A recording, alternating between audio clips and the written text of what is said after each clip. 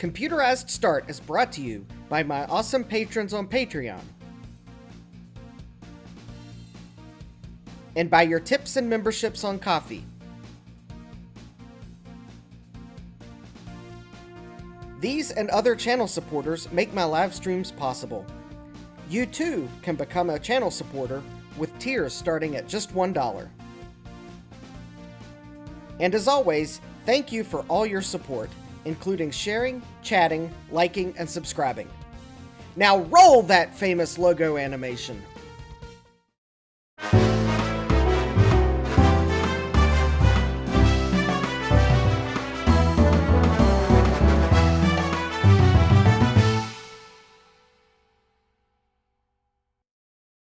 Good evening and welcome back to Computerized Start Live.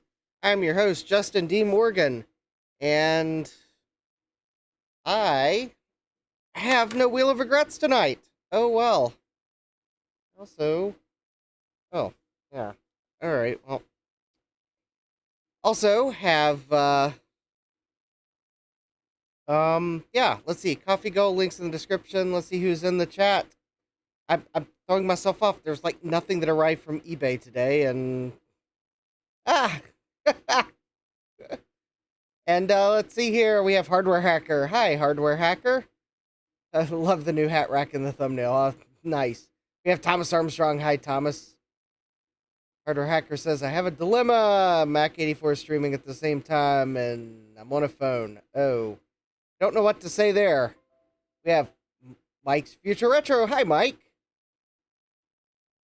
Yep, we got probably people in both streams. We have David Starbuck. Hi, David. Mike says, I have a 2CI, which is DOA, probably major recap and power supply rebuild. That can be a lot of fun. Yep, I got it, Mike. Autocorrect can be so mean sometimes. Alright, let's see here. No Wheel of Regrets, because nothing has arrived from eBay. I'm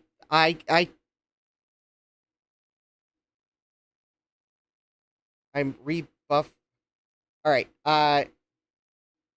OBS is telling me I've dropped 0 frames, so it's... in fact, there's nothing I can really do about dropped frames. In fact, I really want to try to... Oh, that Mike says, or it was me because Steve is sucking bandwidth. Yeah, Steve's stream is sucking bandwidth. That's probably it. Because I only have 7 viewers, so I can't be draining all the bandwidth on the internet. Let's see here. No Wheel of Regrets, because nothing's arrived from eBay. Kind of slightly disappointed there. I had a few things that... Well, actually, then again, I don't know those... Actually, looking at my... Oh, there we go. There is actually one thing that could have arrived today, but it only just arrived to Richmond. Okay. Oh, and they're estimating it'll be delivered Saturday. Lovely. All right. Well, I guess we'll have to look at that next week.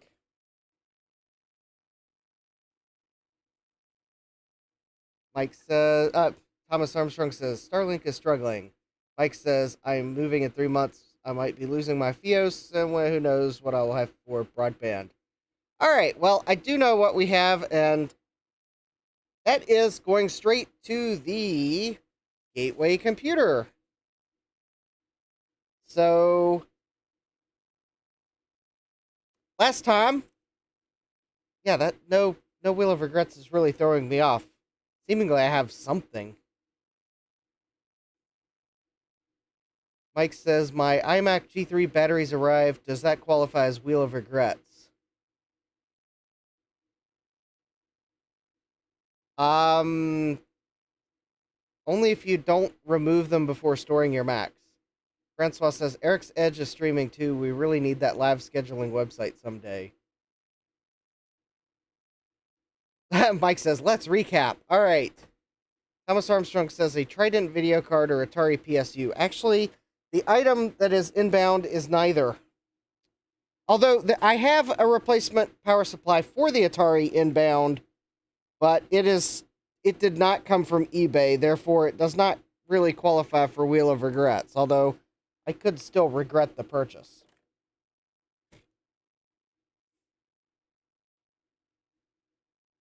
But I'm not sure it's arrived in the US yet, so there's that. Hardware Hacker says I'm throwing Steve on the TV so I can monitor both streams. That's a great idea. Alright, so what we are going to do is I am going to finish with these caps here.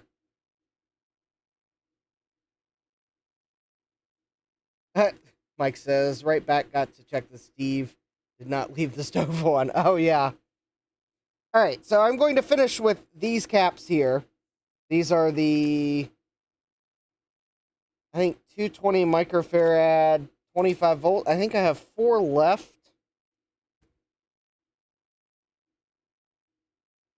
And then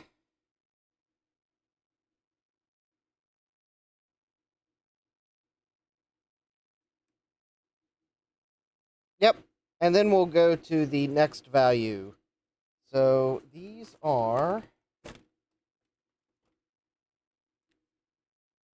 Oh, Mike says, actually going for ice cream. It's hot here. Yeah, it was pretty warm here too. All right. So we got those 2 caps there. And then these 2 caps here. And those are the last of the 25 or 220 microfarad caps. So I have already warmed up Claris. Claris was cleaned last stream. So Claris should be good to go. There's only one way to find out.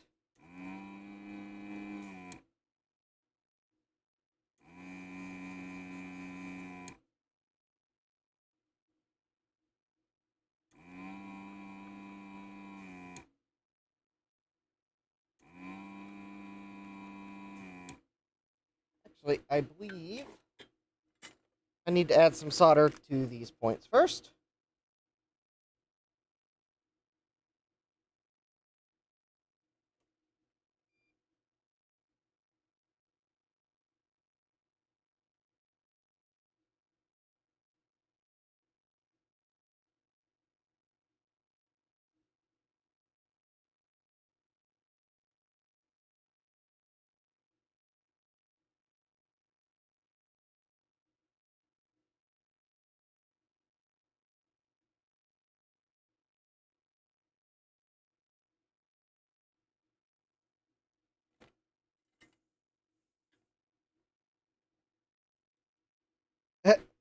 Mike says, love all you guys, but I can't help being jealous of all the finds / swag the longtime streamers have accumulated.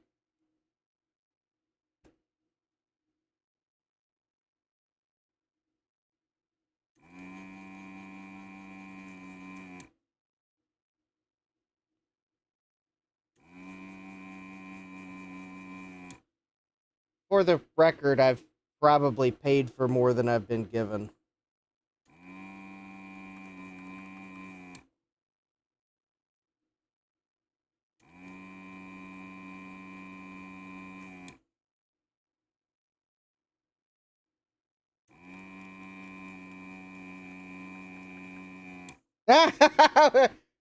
We have a random Retro Tech Chris appearing in the chat. Commenting to Mike. Eventually, at least for me, granted not a streamer, I go through these purge cycles. Mike says, I'm purging my garage, non-computer stuff. Hi, Chris. Welcome.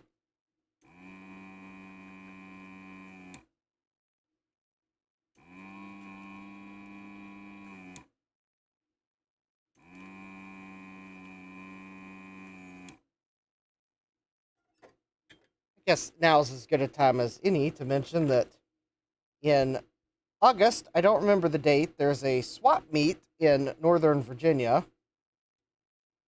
And I will be attending. And I am going to take the opportunity to sell some of my excess potential regrets. So, Yeah, two events coming up in Northern Virginia. And then a couple weeks from that, there is going to be another meetup at the library.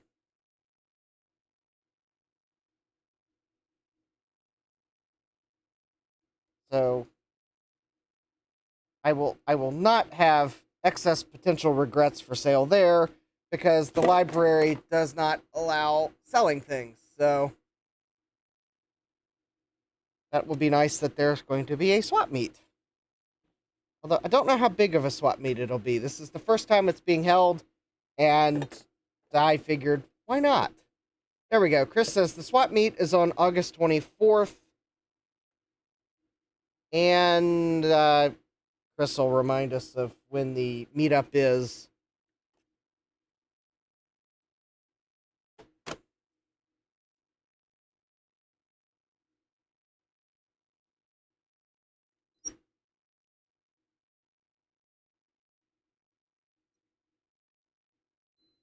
Oh, all right. Before we replace these caps, I'm going to measure them. All right. Yes, the meetup is at the Chantilly Library on September 7th. Actually, I guess that's going to be 2 weeks after the swap meet, which I think does count as a couple of weeks later. So,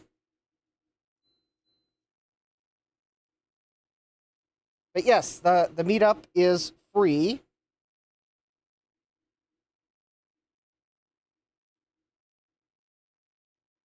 The swap meet is, I believe, $5 admission, but the price of admission includes a drink, like I guess I'm presuming like a soda or water type drink. I don't know what type of it's drink it is, and it is an indoor swap meet. So, despite the fact that it can get quite warm in August in Virginia, the swap meet on the 24th will be indoors. Yeah, and Chris says, and literally 5 minutes from my house. Yeah, yeah. Which means it is literally an hour and 35 minutes from my house.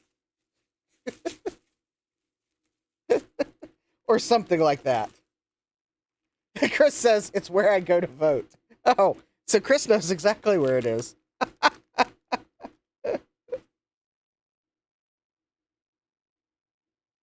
uh,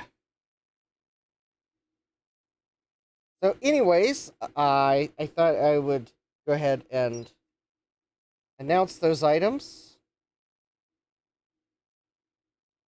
I also believe a little further out there is another swap meet and another VCF swap meet in Wall, New Jersey. But I believe that is in October sometime, and I am thinking about going to that one.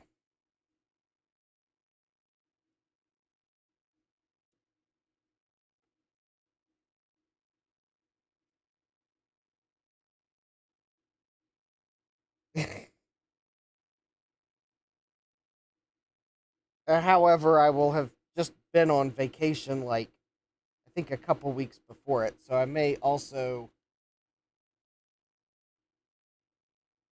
not really be able to finagle it. So we'll see. I don't have the date right offhand, but I'm sure someone will probably go to vcfed.org and look it up and put it in the chat. Is this, Thomas is asking, is this a hard gateway to assemble? Kind of. It is kind of hard to assemble. Yeah, oh yeah, Init Hello is at System Source this weekend. Yeah, I wasn't gonna be able to make it just because I got I got too much going on.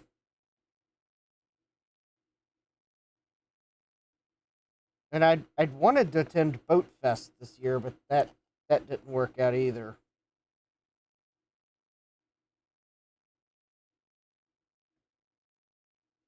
I think Boat Fest is put on by the people that do Amiga, the Amigos. I think it's one of the Amiga channels on YouTube.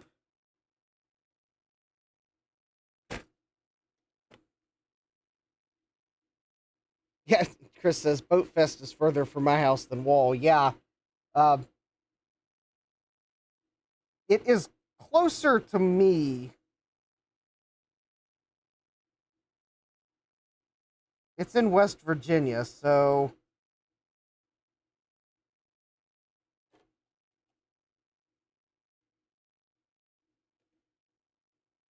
but yeah, it happened like a weekend or two ago.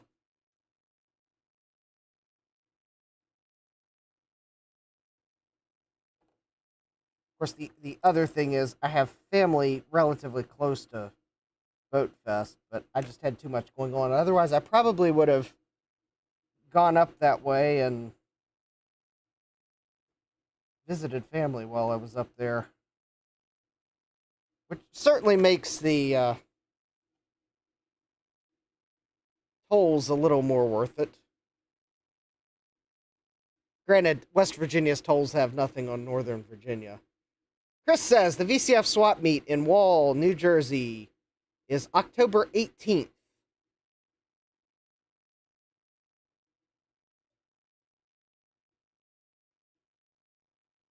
So I was considering going to that, but because I will have been on vacation, well, actually, I might still be able to swing a swap meet, even though I'm going to be on vacation for a whole week in September.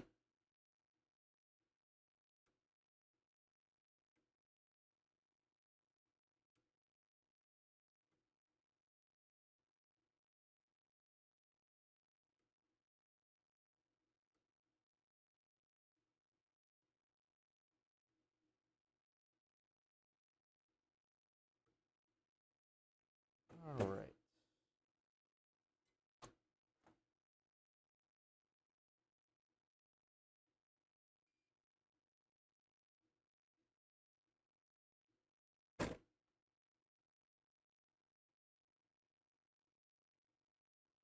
I cut this leg a little short. If you're wondering why I'm reflowing it, there we go. All right, there we go. Those 4 caps are replaced. So now we have installed 29, which should mean we have 16 to go. Let me see if my number is correct. 1, 2, 3, 4, 5, 6, 7, 8, 9, 10, 11, 12, 13, 14.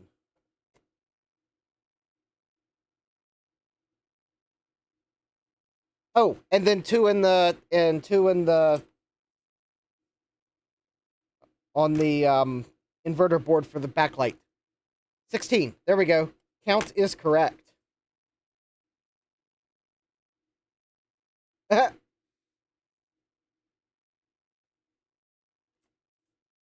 All right, so I am now going to, because I think I was trying to do the caps in an order where I could power the board up, but I decided I was going to recap the whole thing before I power it up. So I am going to go ahead and start tackling the caps down here again on the bottom side of the board.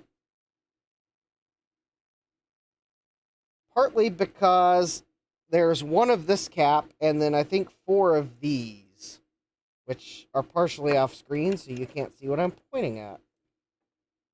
So if I get this cap and these 4,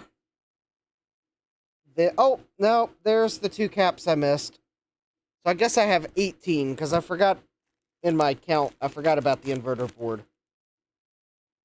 Okay, so let's go ahead and tackle this one cap that's all alone by itself.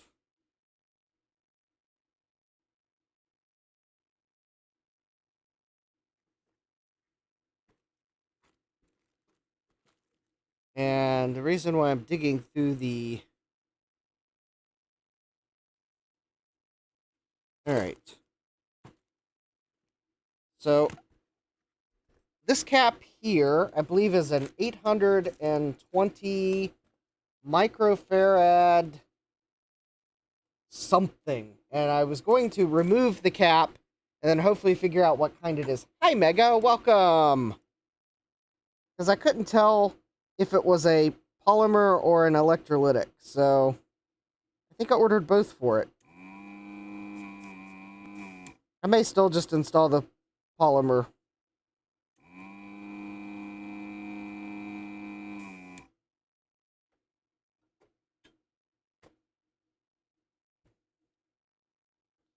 Alright, so just... Alright, there we go. So it is a blue cap from United. It's an Oscon cap, but I think Oscon is an electrolytic cap. So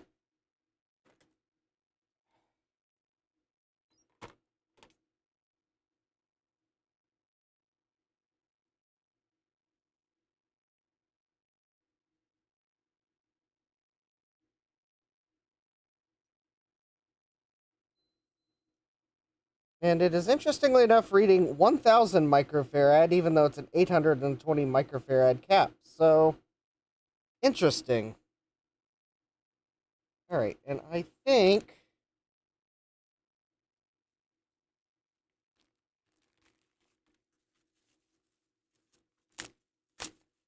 Let's see.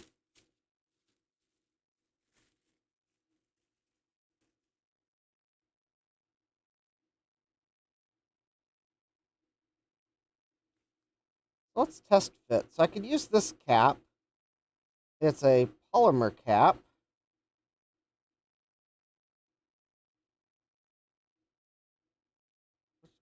Will kind of look funny.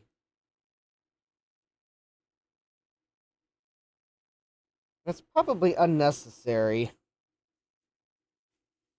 So I'll save this polymer cap for a later date, because I think, now that I think about it, I looked it up, Oscon is an electrolytic. I could have probably skipped ordering this. Mike's Future Retro, where do I purchase that cap tester? Amazon.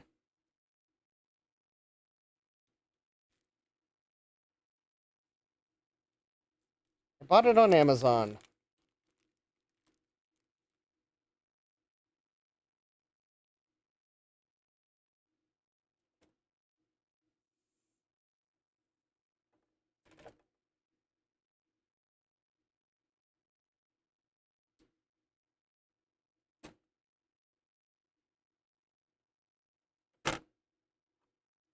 In fact, one of these days I might try setting up an Amazon... Amazon affiliate thing again. The only reason I don't have one is because last time I set it up, I had no qualified sales in the required period. And instead of, like, simply, like, maybe waiting for you to get sales, they delete your affiliate application if you don't get, like, 2 sales in the first 90 days or 180 days or something weird like that.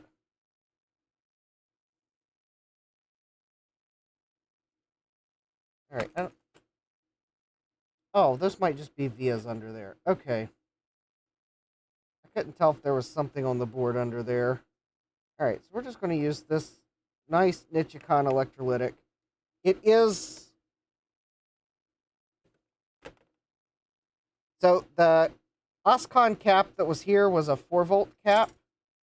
And this is a 6.3-volt cap. So...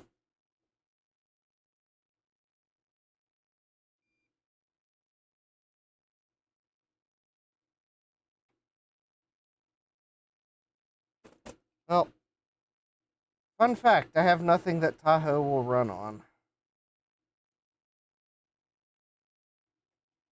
Actually, I'm not really sure that's a fun fact.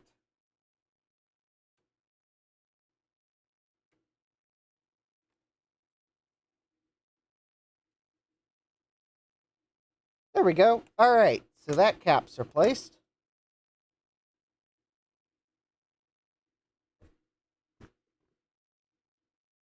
Uh, yeah, I'm not gonna try to even try Open Core Legacy Patcher. I got burned by it once and said never again.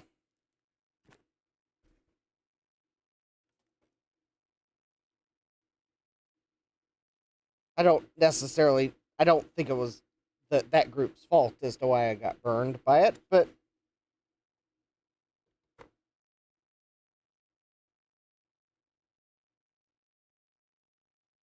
all right.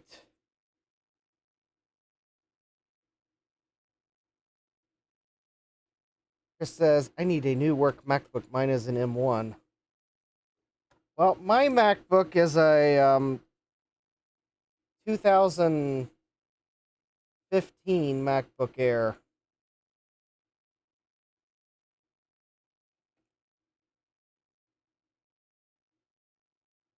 You can do the math.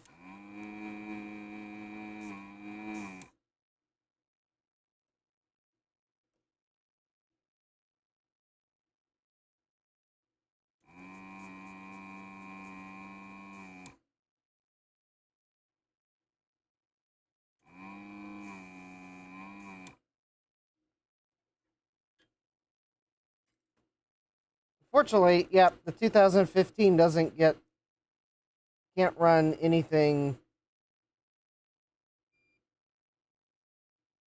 supported, and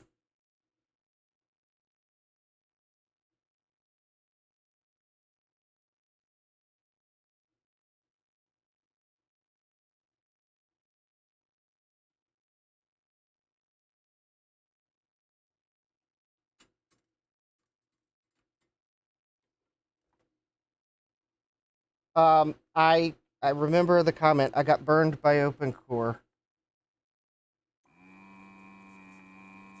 Once bitten, twice shy.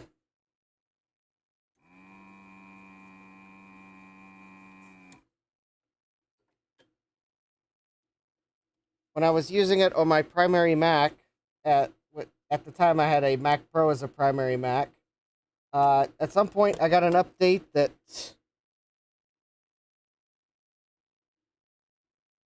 ruined the OS install. Because unfortunately, I got the update before the warning that said, don't install the update. And then I realized for your primary Mac, OpenCore may not be a good idea if you can't really afford to lose the install. Mike, when I was doing it back then, it was OpenCore. There was no OpenCore Legacy Patcher. It was OpenCore. And yeah, no, it was probably partly my fault. I had auto update on, but well, yeah, you probably shouldn't leave auto update on almost anything.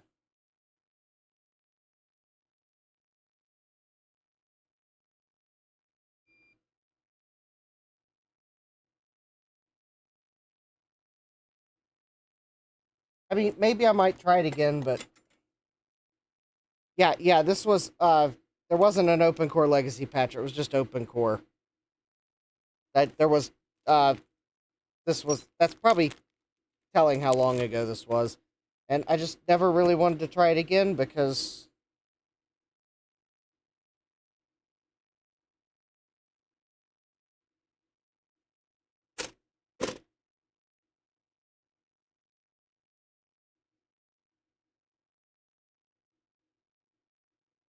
reinstalling the OS because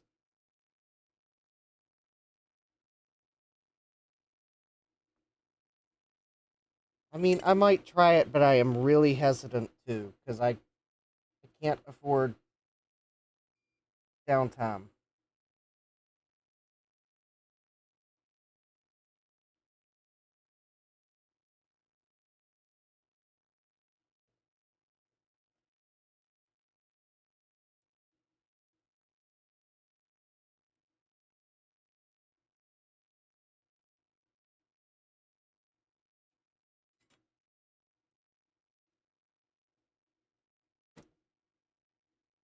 But there's also the problem of Open Core Legacy Patcher is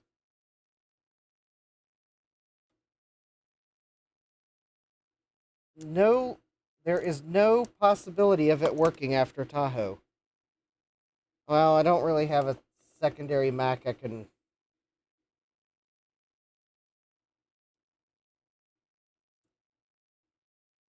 I mean, I've got another MacBook Air. It's like a 2012, but I don't know if that's a valid target for testing Open Core. That would give me the confidence that the 2015 would work, because just because of the processor generations. I don't know. I mean, I could try it.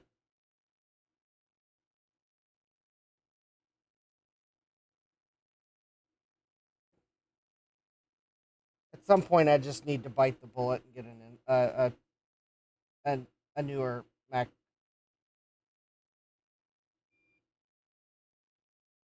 Because at some point, Adobe's gonna remove support.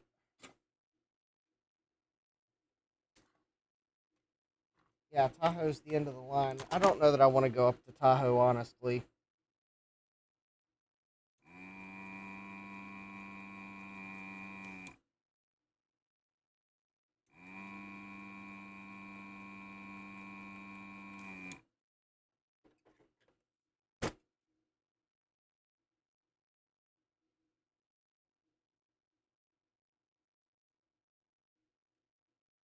All right, second cap out.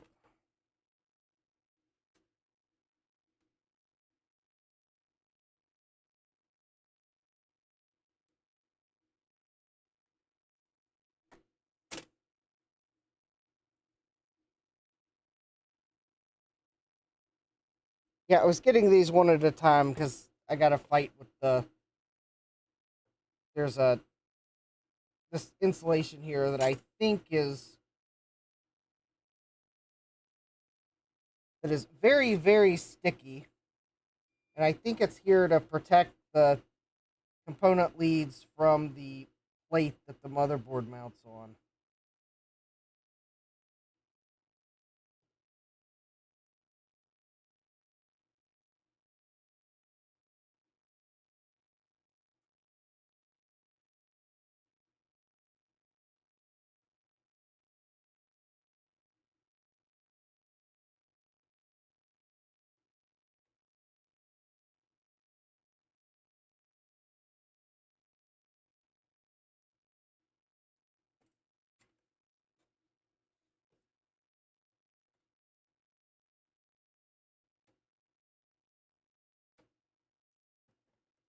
All right.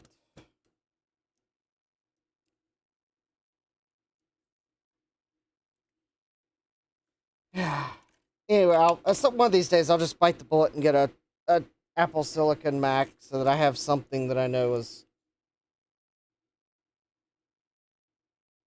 not so old that it's a hazard.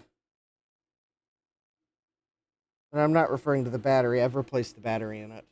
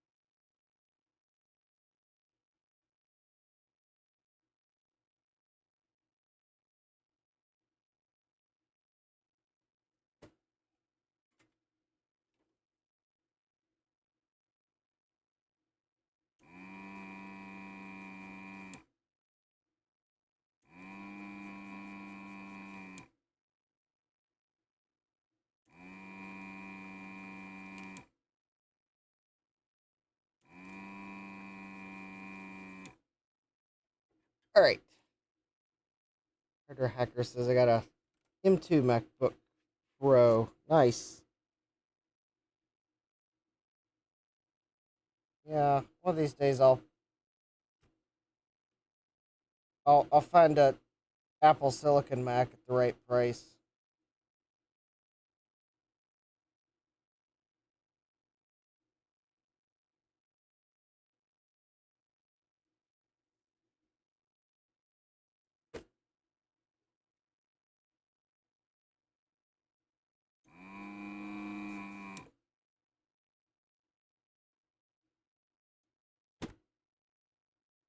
Oh, well, that one's leg fell off. Fun for me.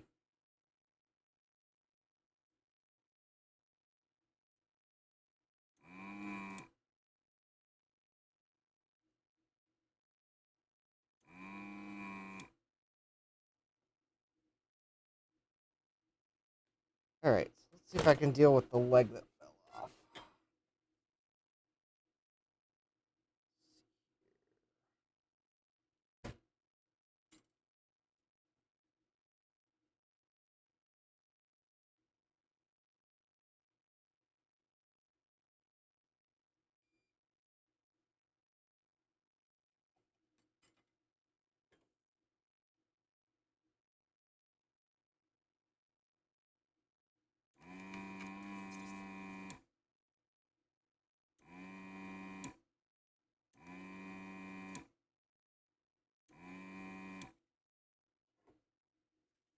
Alright, I think. There we go. Oh, and there's the leg that fell out. Excellent. Alright, so. I can only test 3 of those caps, because one of them. I don't think it's got enough of the leg left on it.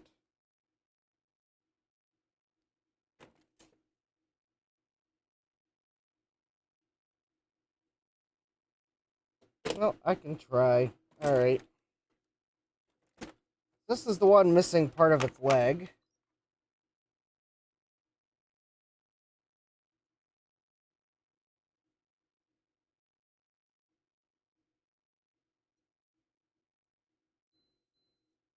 Oh, okay. Well, it was within spec. Granted, these are some, like, Panasonic gold caps. For some reason, Gateway spared no expense on these. Those are within spec.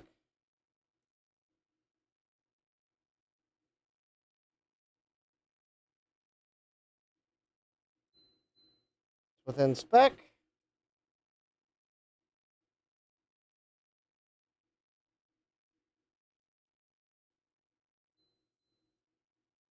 I think that one is.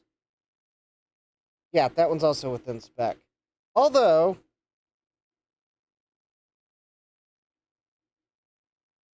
Oh, that's just dust. I was about to say it looks like it's starting to leak, but it was just dust on the underside of it. Alright. So I am replacing these with.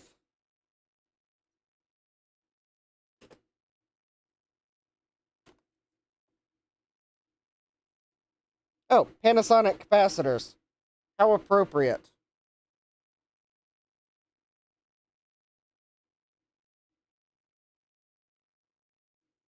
It just happened to work out that way. Alright, later, hardware hacker.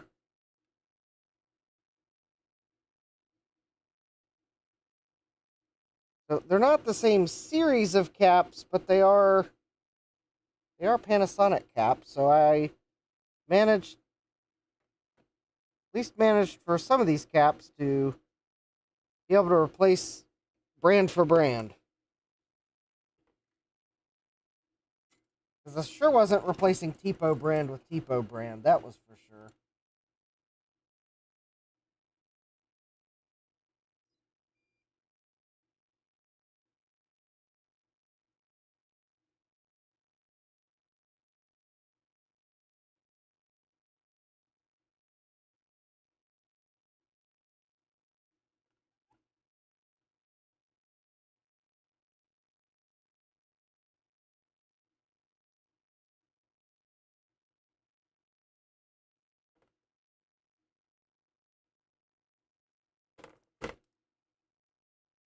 Hi, Joseph. Welcome. And good night. Hey, Eric's Edge, welcome.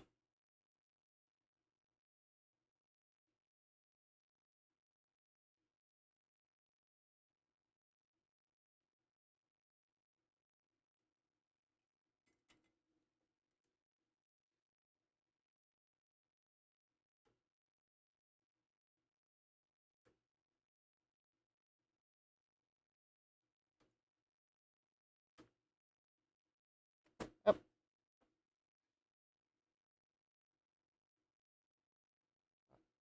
I guess for those of y'all that might be joining from Steve's stream, I didn't realize Steve was streaming, although Thursday night is one of my standing streaming nights, so I was going bound to stream in any case.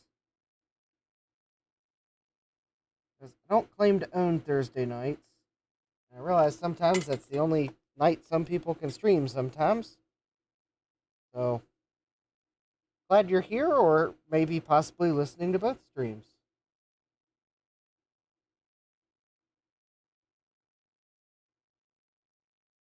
And if you're listening to both streams, more power to you, because I have trouble paying attention to two streams at once. Although I sure sometimes try myself.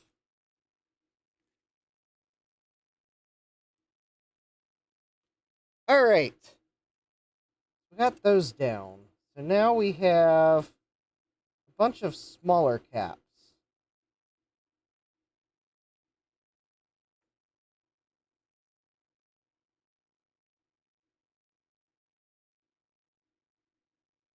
So I think we will start with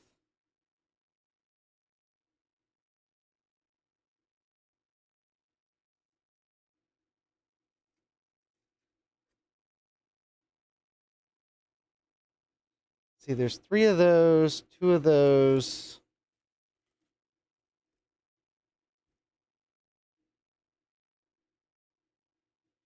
10 of these.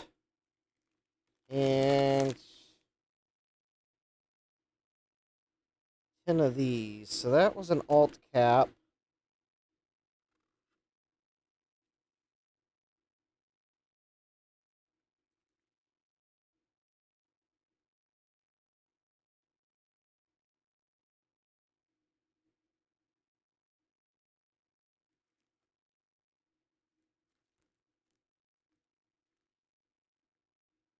Alright, so 4, 7. Okay. So let's do this. Alright. I'm going to find the 68 microfarad caps. I think, given that I ordered 3, I think there should be 2 of them on the board.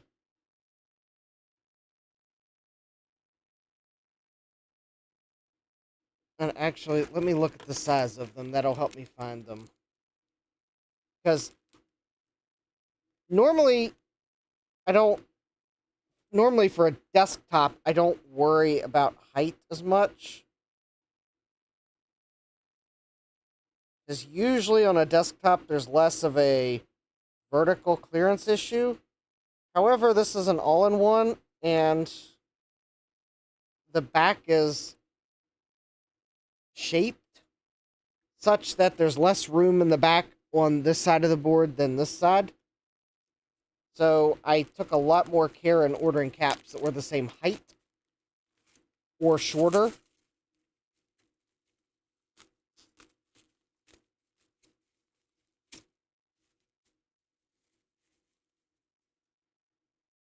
Alright, so 68 microfarad 16 volt are these high.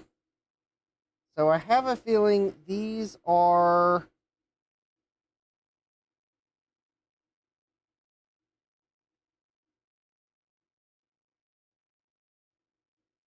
Well, actually, they could be up at the top. Alright, so let me see if I can find them.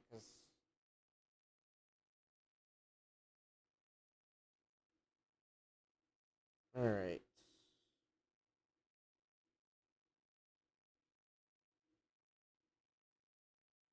Actually, let's do it this way, because I'm having trouble reading some of these caps. Alright. Let me point the microscope this way. I will try to hold this as steady as I can.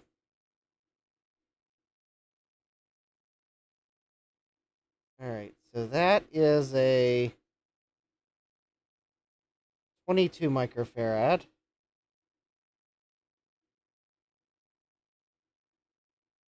And I think that's also a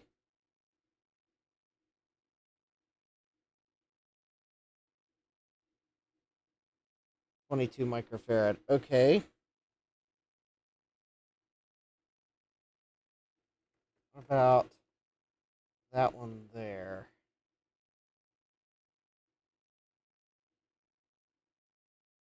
Alright, that's a 22 as well. Alright. What about that one? That's a 22 as well.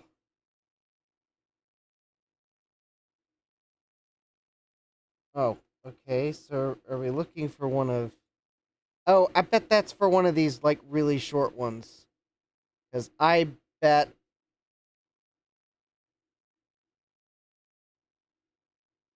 I couldn't find a short one of the value. That's also a 22.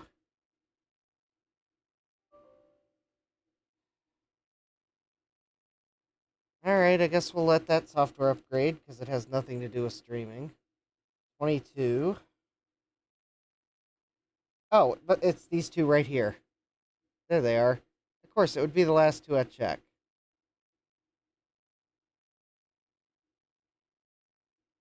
Yep, 68 and 68. Alright.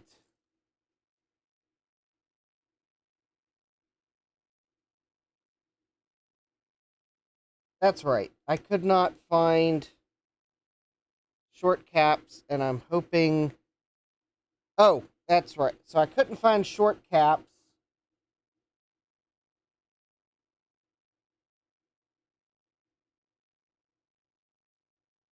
So...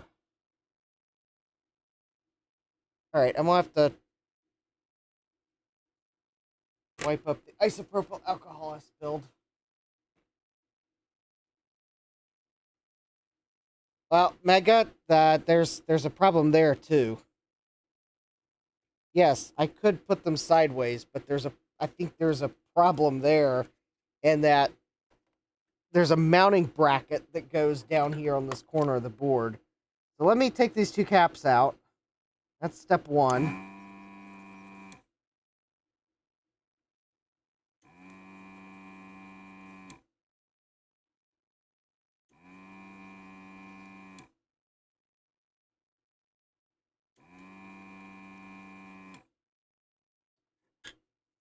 All right.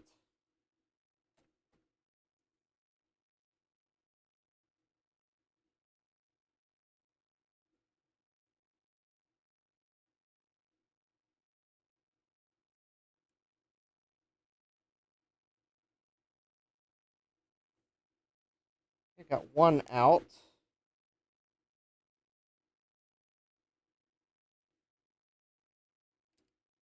And two out. All right. So now that I got the caps out, let me find the bracket that goes on top.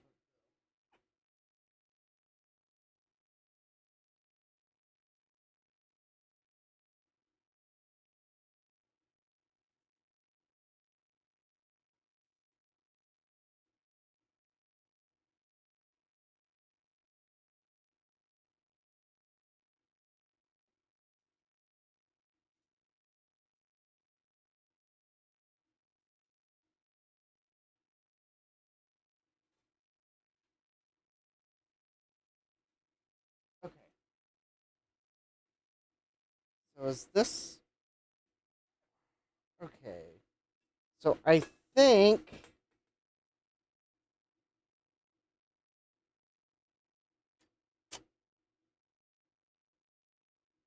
All right. So I think this bracket goes there. So far, so good.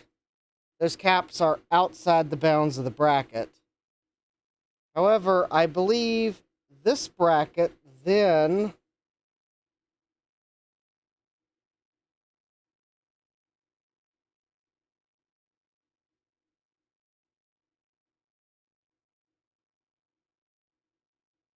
doesn't go there. Okay, well, that bracket can't go there.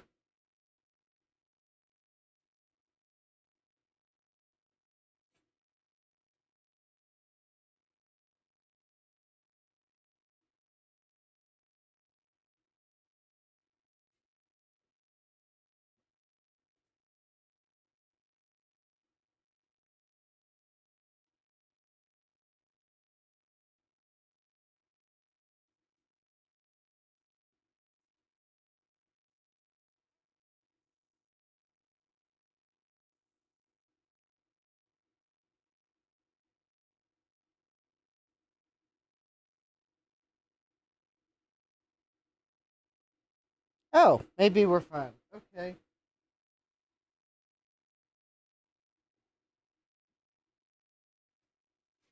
Unless this is on a bracket.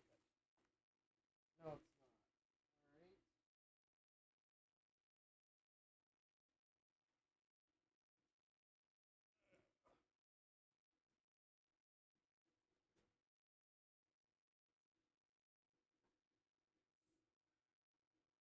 Although the problem is with laying them sideways, there's no room to lay them sideways. All right, did I get another cap by chance? Hold on. Let me check something here.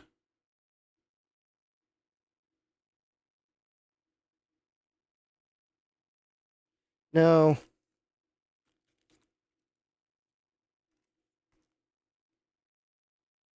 Okay. So it looks like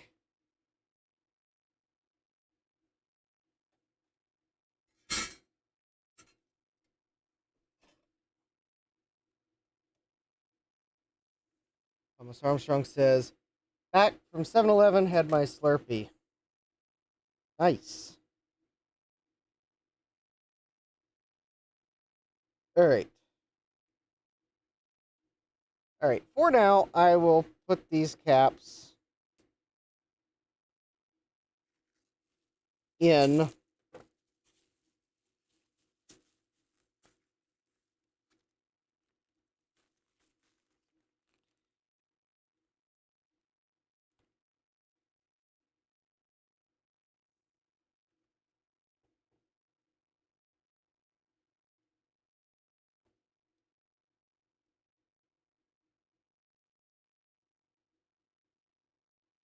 And we'll go from there, because...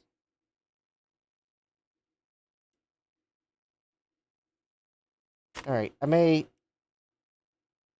may be something I have to come back and correct later.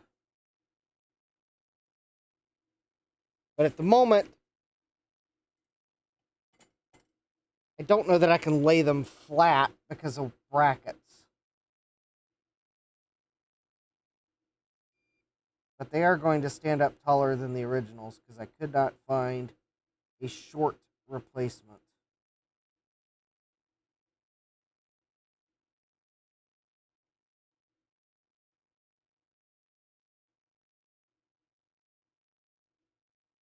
In fact, it probably should say something that while most of the caps I used were Japanese caps, I had to use Worth caps here.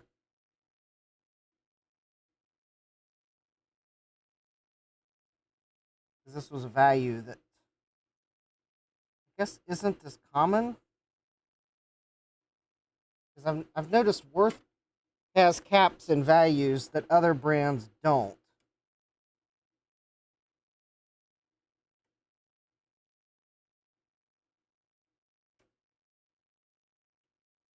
All right. There we go. There's those two caps. And I do know they will clear the bracket, that this shield that goes here.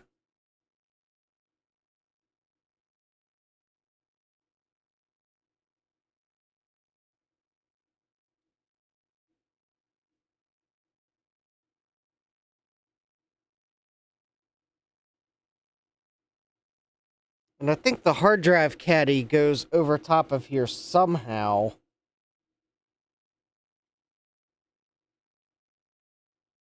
Although I think maybe it's more over on this side, so maybe that's fine. All right, maybe we're totally fine there. All right. Anyways, we're going to move on to the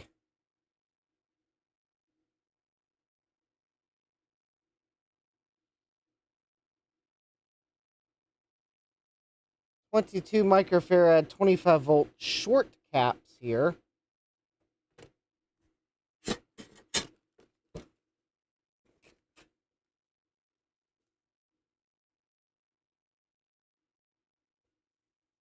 Which those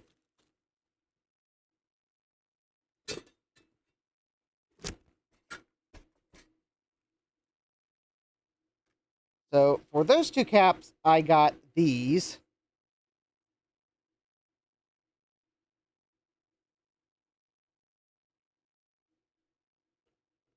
Oh, but I almost forgot. I got to test these ones we just replaced first.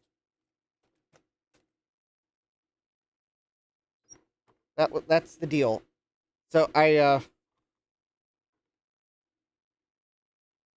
so as I replace a value, I'll test the value, and we'll see how good or bad they were. I don't know what brand these were, because they're small enough that they're hard to read. 72.38, so I think that's within spec.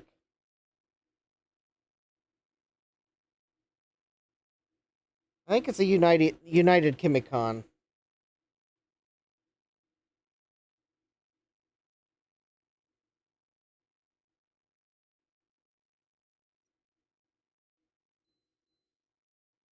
All right, that one was within spec. All right. Okay, now we will get those to really flat 2235s, which I think should be this one here.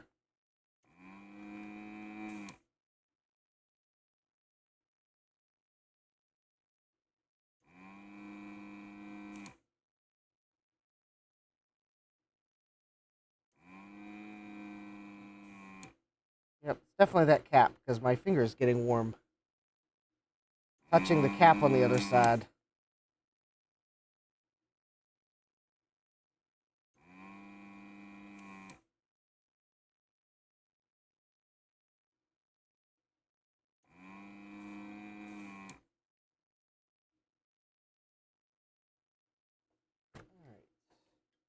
So 2 of the leads desoldered. 2 did not.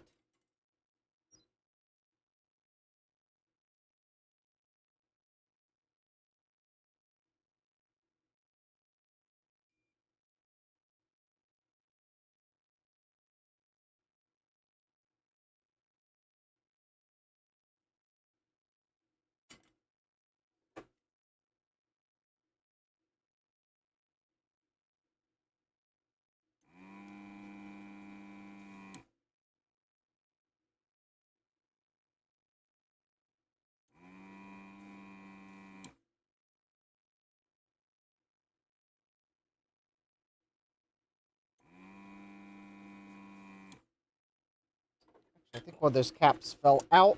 Yep, it did. And the other, I think, is loose. There we go.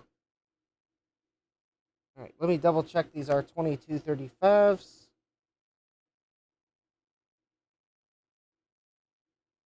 2225. Oh, 2225 is what the original is. 2225. All right. So for those two, I got these flat caps.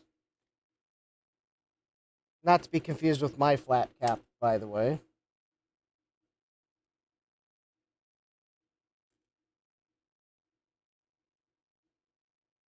I did not get this type for all of the caps of that value, because there are some more 2225s. Hi, Dave. Welcome. Because I think these flatter ones cost more, and they are wider than the other 22 microfarad caps. So I think for those, I went with a cap that was skinnier and taller, but the other 22s are skinnier and taller. So, in other words, I got small caps to fit where the small caps went. I got the slightly larger caps to go where the slightly larger caps were. Because again, I was concerned that if Gateway used a short cap, there might have been a clearance issue.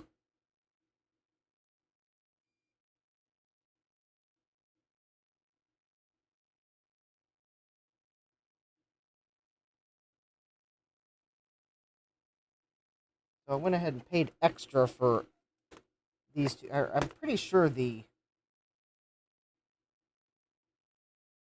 shorter ones were a little bit more expensive. Although I don't think it's a lot.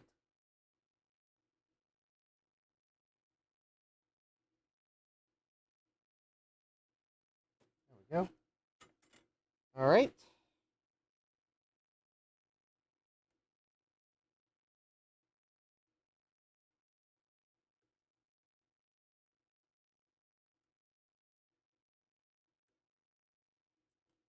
So there we go.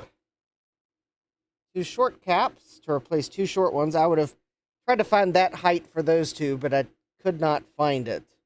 Now, I know this one, this one, this one, and this one, and this one are all 2225s. Tipo brand. Oh, as opposed to these that I think are actually United Chemicon. Oh, yeah, so these were actually two high-quality 2225s. Let's measure them.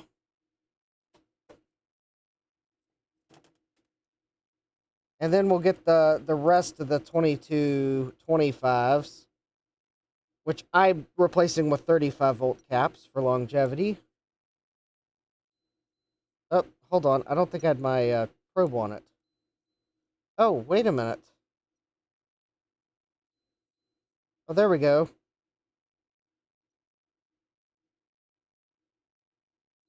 I am... My probe is not really gripping onto it that well. 20... Alright. I'm going to say it's probably within spec, but the leads are just... I'm having trouble...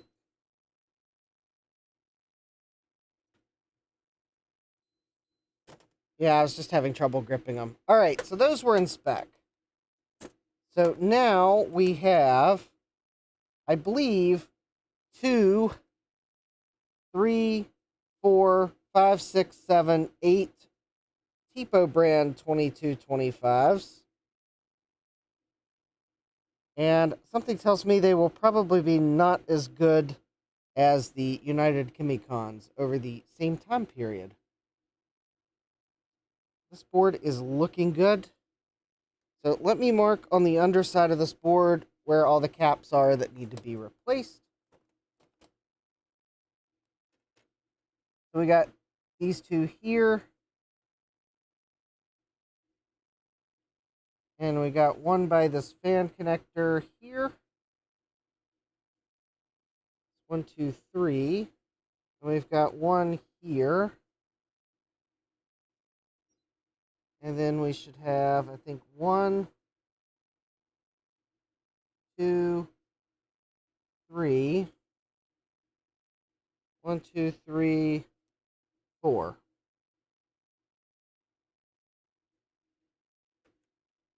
Now I'm going to remove them gradually in case I discover one is a different value than I think it is. Because some of them were quite hard to read.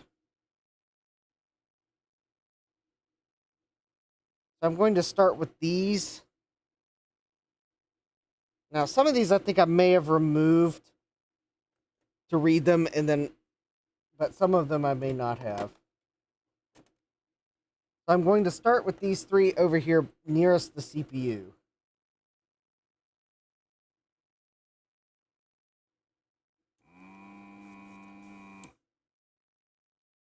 Actually, why don't I just go and add solder to these, because these are Tipo brand. They may have leaked.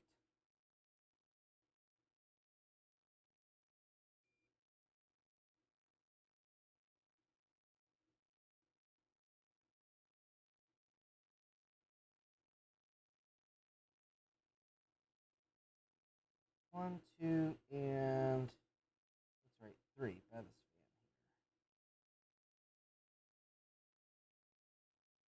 fan header. All right.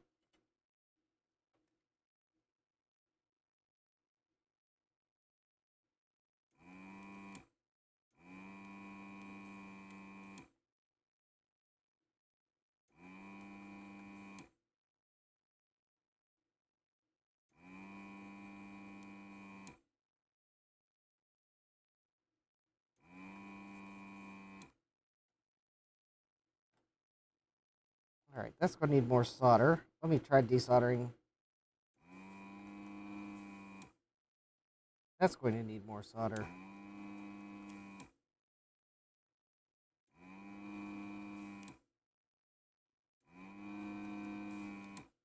All right. Ron says, but is it testing good? Hi, Ron.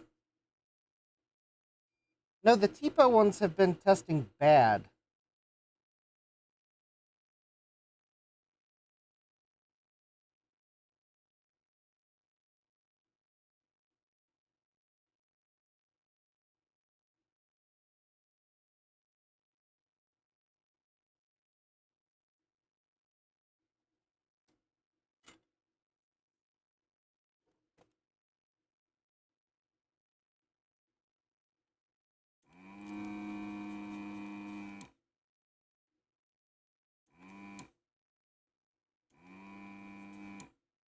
All right, that cap fell out of the board. All right, let me double check what value that was. Although, let me get some solder that's not where it belongs.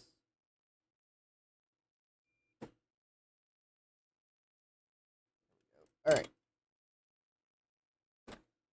So that was a, yep, 2225. All right, so that was what I thought it was. Excellent.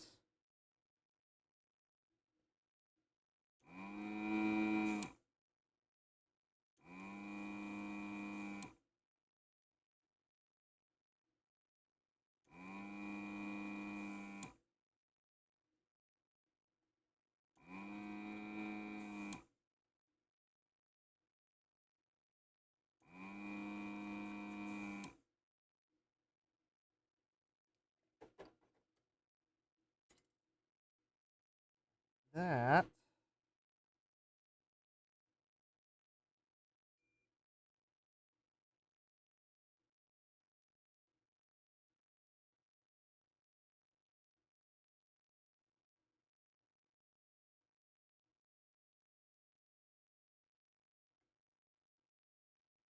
all right, there's those. Up.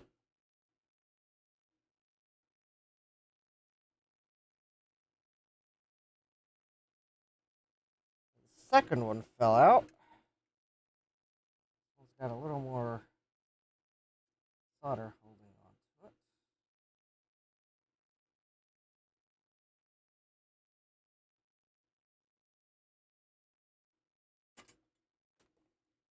All right, the second one. Yep. Correctly read the value when I ordered. And again, this third one.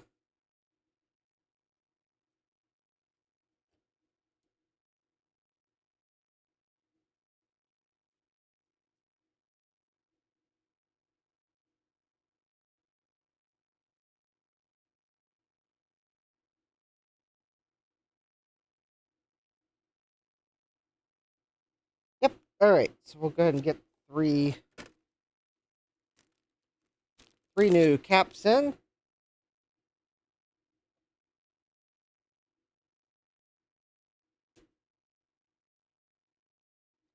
Hopefully, the fact that I got red caps does not indicate that they are going to act like red shirts in the original Star Trek series.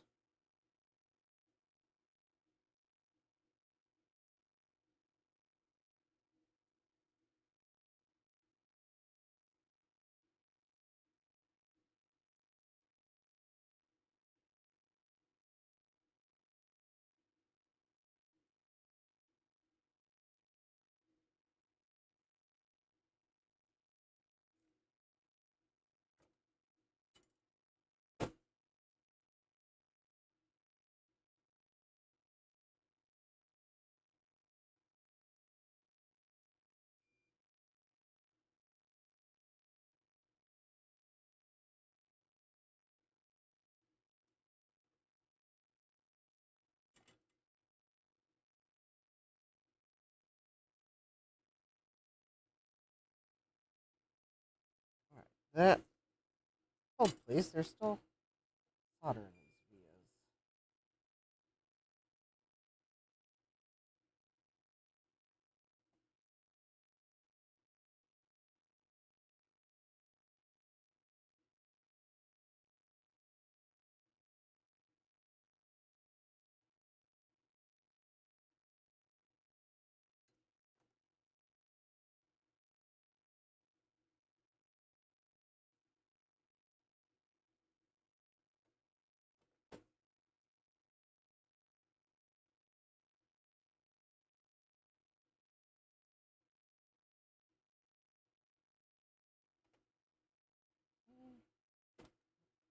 Now it's hard to see what I'm doing.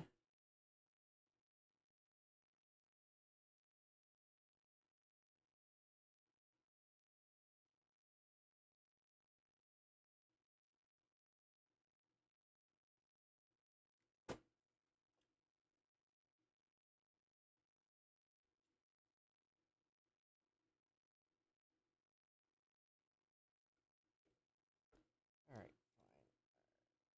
fine. Let's try adding some flux, and then maybe I can get the solder out.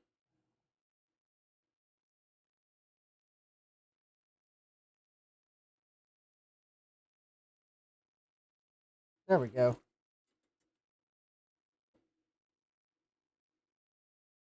There we go. The via is now clear. Let me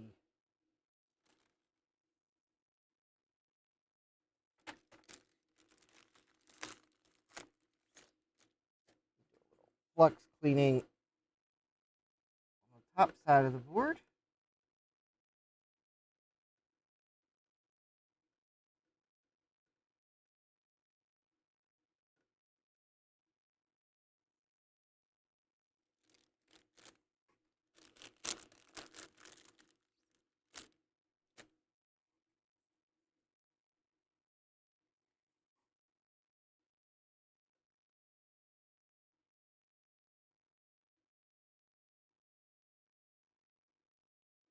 All right. We got one,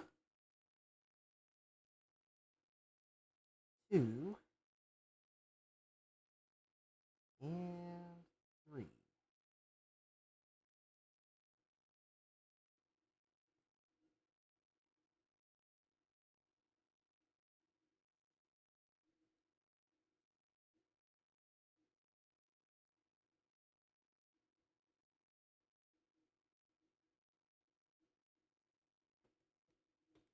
All right, there we go.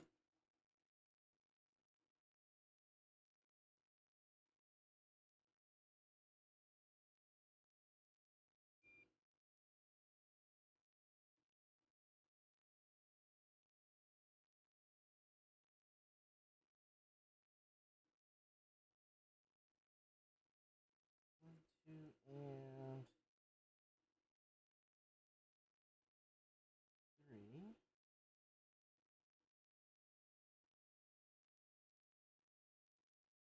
Make sure these are nice and flat on the board. That one is now.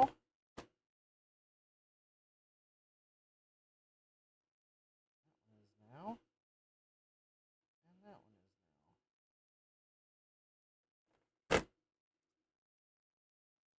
now. Excellent.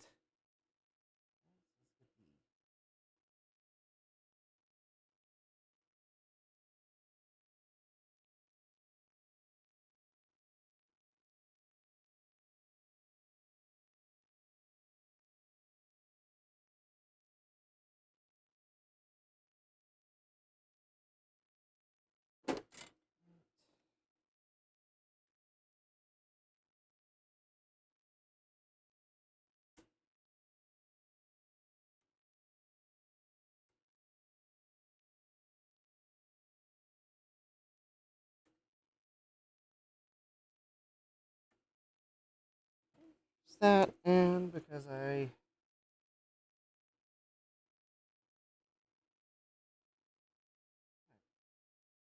like to make sure the solder joints look good after I cut them. I cut them I don't like cutting into the joint. When I do that, I add some flux and reflow.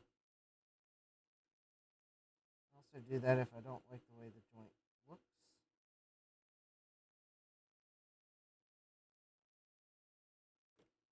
Or if, like in this example,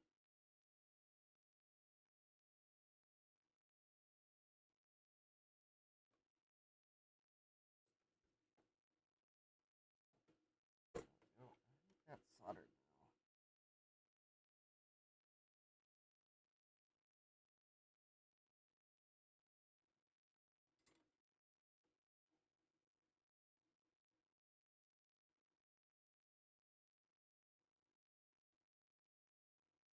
All right.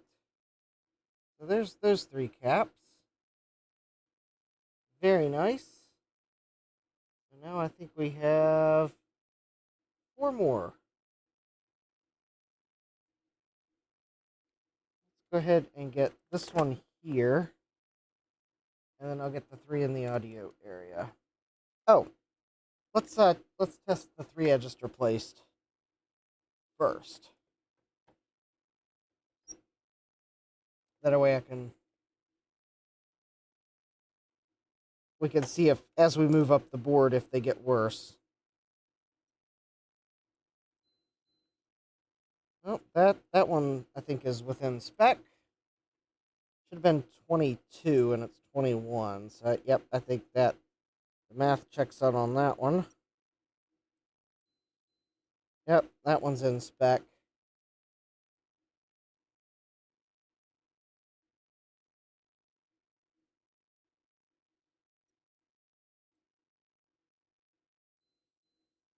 Oh, let's try that again. I think I had the probes. Yep, the probes were touching. Okay, and that one wasn't within spec. All right.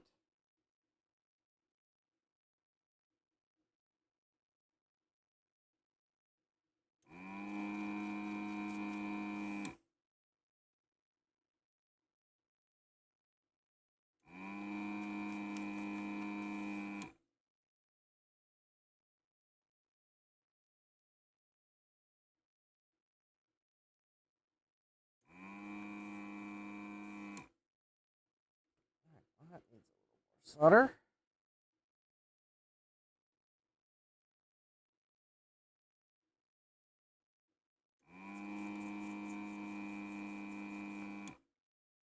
Okay, there we go. I think that one's free.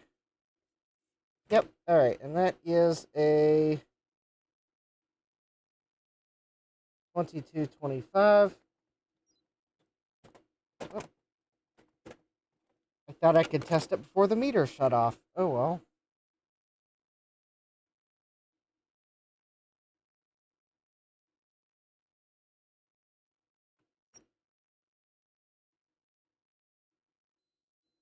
Oh, that one was still within spec.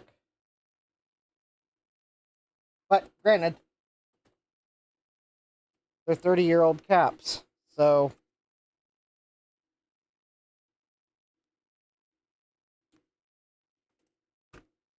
some were already leaking.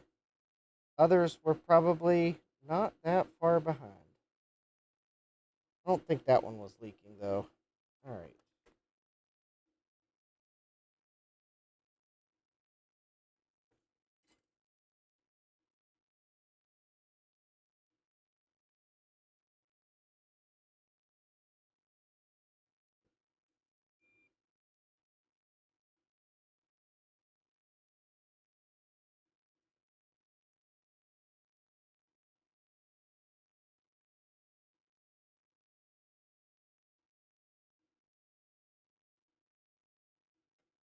All right, there we go.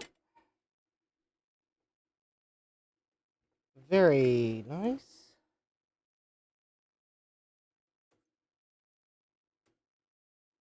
All right, I think we got three left, and I think they're in the audio circuit. Oh, no, we have four left. Excuse me. It's the curious case of the multiplying old capacitors.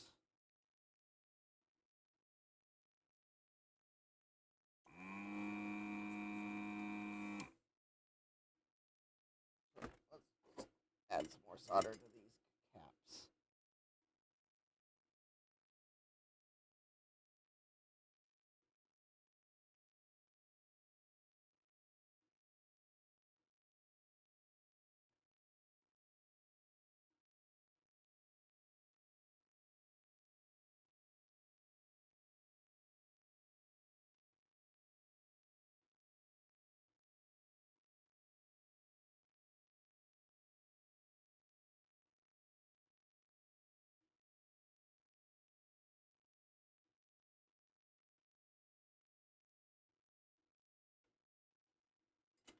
All right.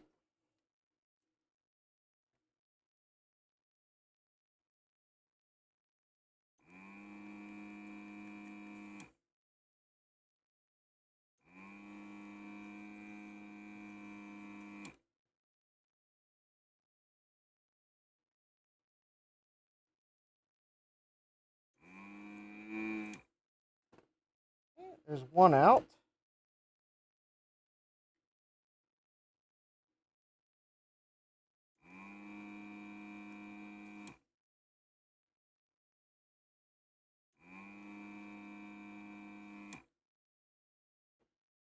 There's two out. Wait a minute. This first one looks different than the others. Let me double check it. Oh, it's the same. Optical illusion.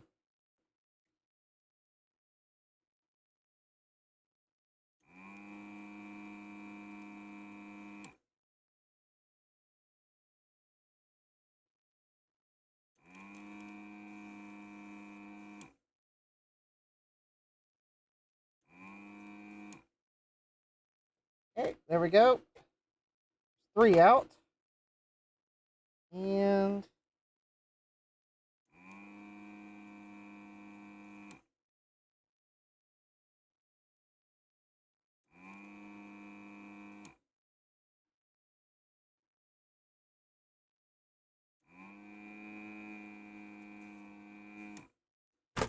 oh, four caps out, but I got a clogged via still. Oh, maybe it's only mostly clogged. It's getting better.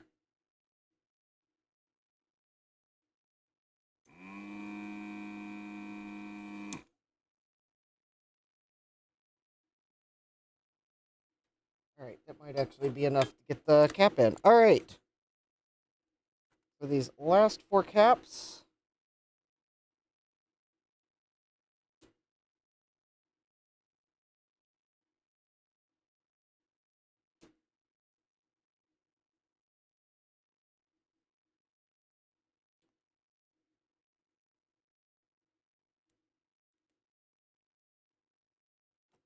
All right.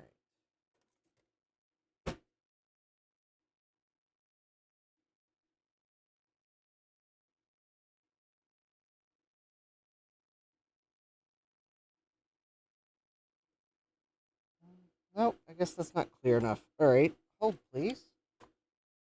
While I try to clear the last via. All right.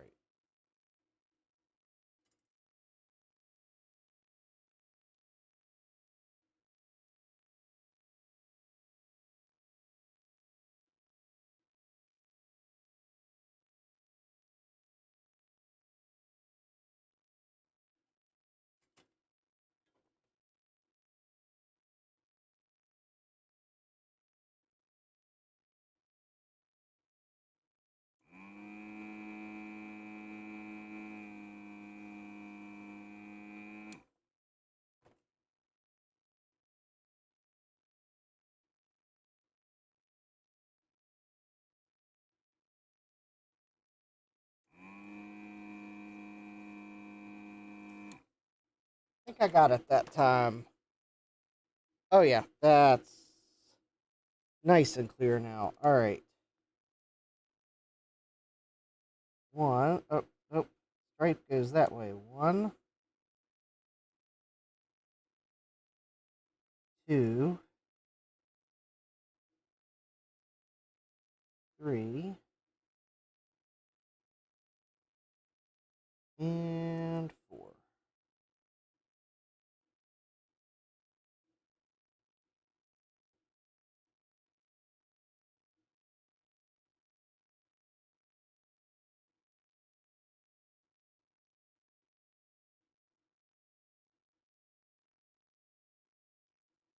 right, there we go.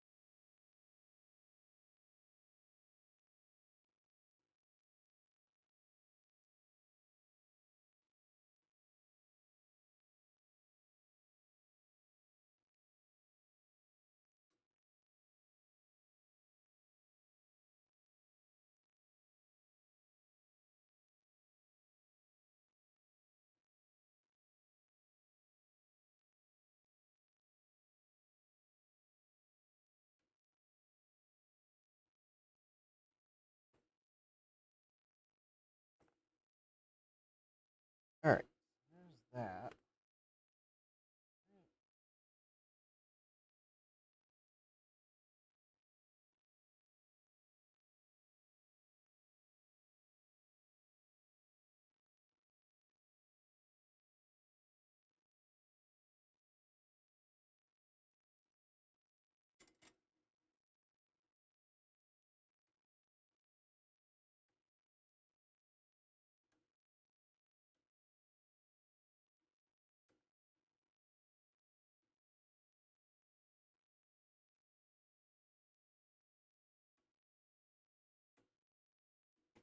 All right. I'll reflow these because they don't like the way they look after I trim them. And then I think there's one thing I'm going to address on this board.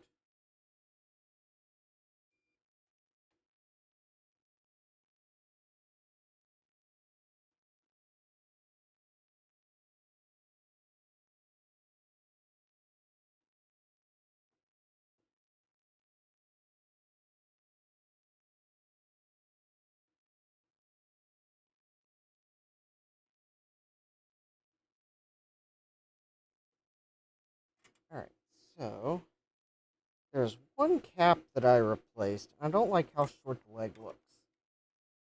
I'm going to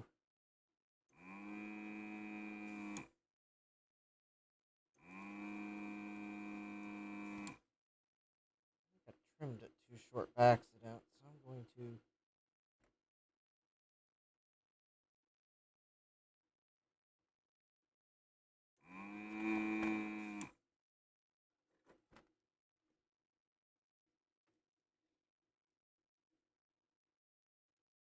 going to fix it here real quick because I've got extra caps.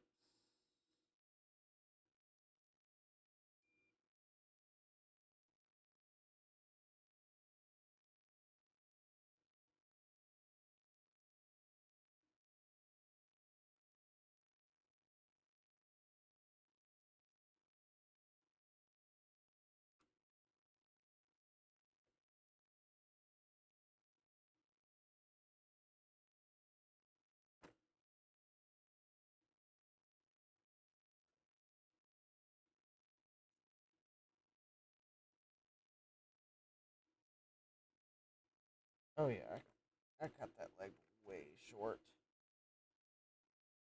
I just want to make sure it's got a good solder joint on it. And short as I accidentally cut the leg, it was just not possible. Now, interestingly enough, I'm having trouble clearing the via again.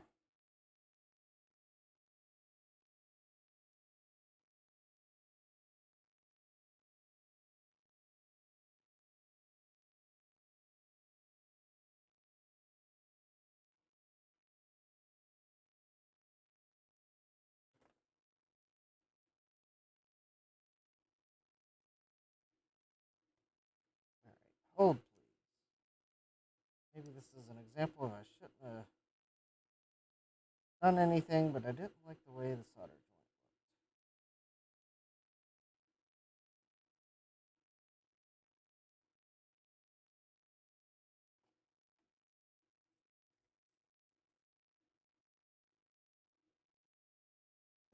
Alright, I am feeling lonely here in the chat.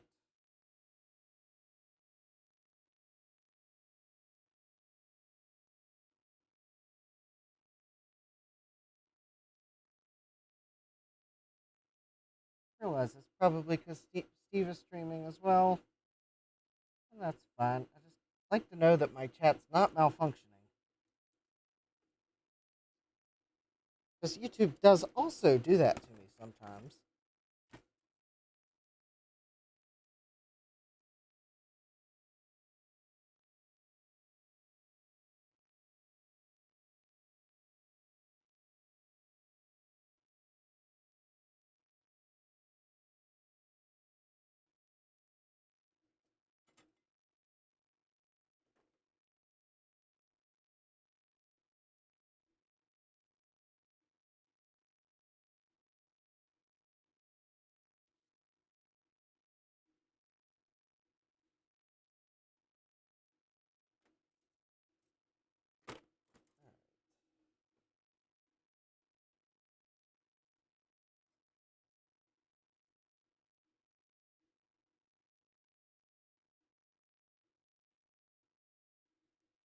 I got one of those two vias open.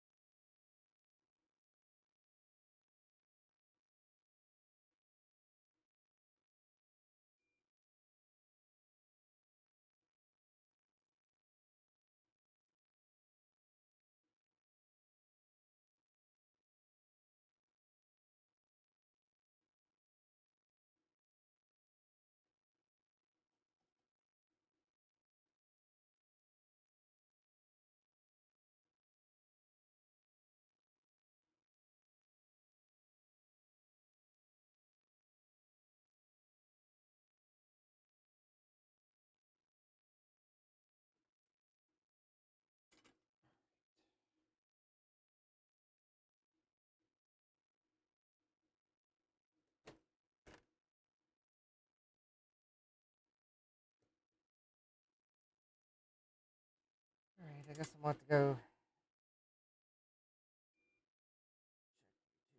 studio and make sure that I'm actually seeing the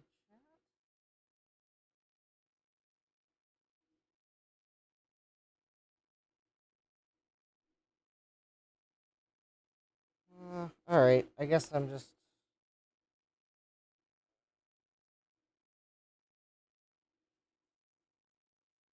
And look, I realize it just could be a lull in the chat, but...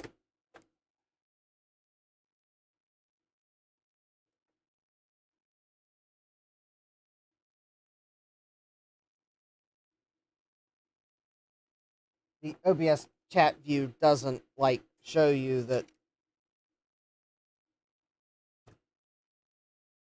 Yes, I'm receiving chat messages from YouTube, but you've received none versus... I'm for some reason not receiving chat from YouTube, and I'm just not going to tell you that I don't have the latest chat content. That's only why I was asking if someone could say hello in the chat so that I know it's...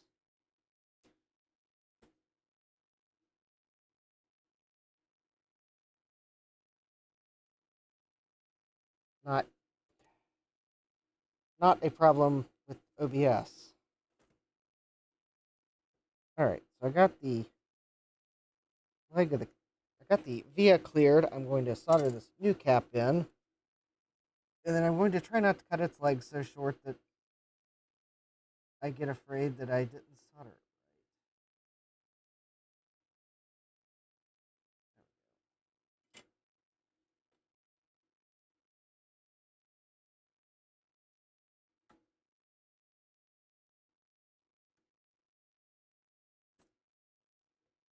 There we go. That's better.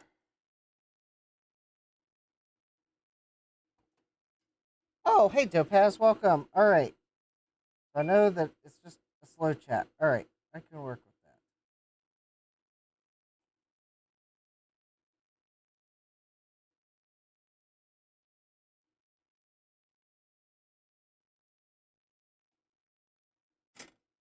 that. Stream seems to be rebuffering. Oh.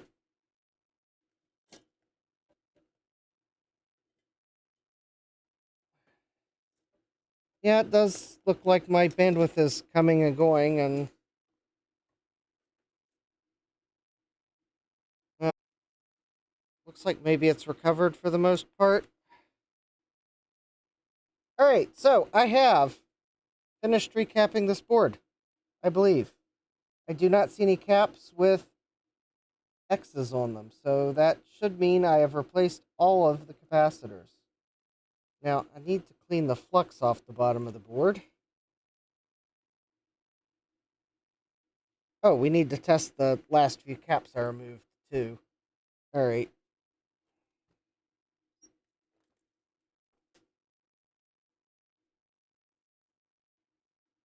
All right. We won't test the one that I replaced because I cut the lead too short.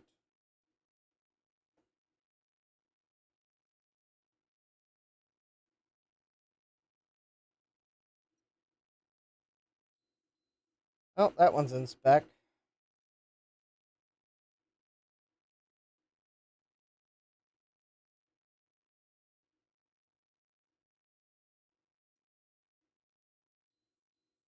That one's in spec.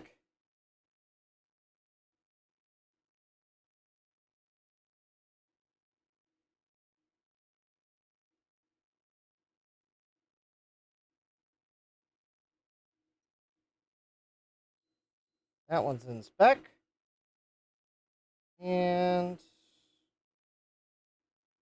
last but not least, that one's in spec. All right.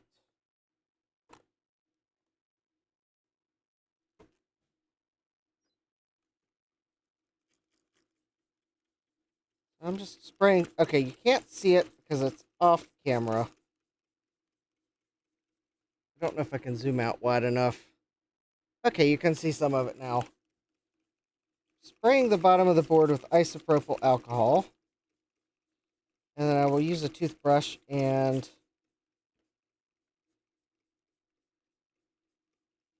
kind of scrub the flux. Hey, Sylvestron, welcome.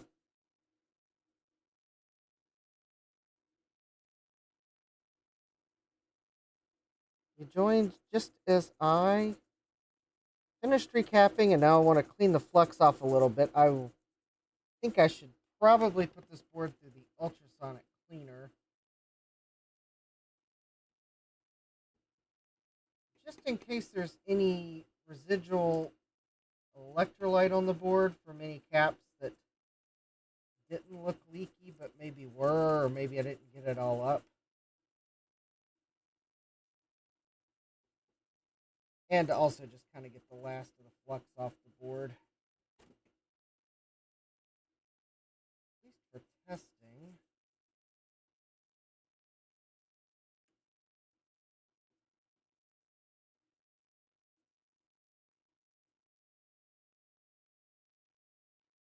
There we go. That's probably good for testing.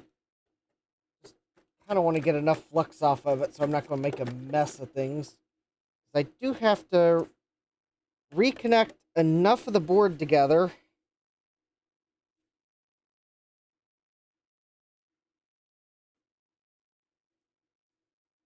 to the this. Oh, I need to recap the inverter.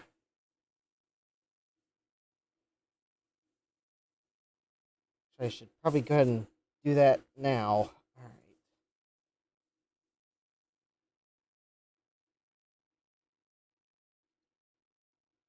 Well, actually, why not? Let's. Well, no, I should probably do that now because that would be easier.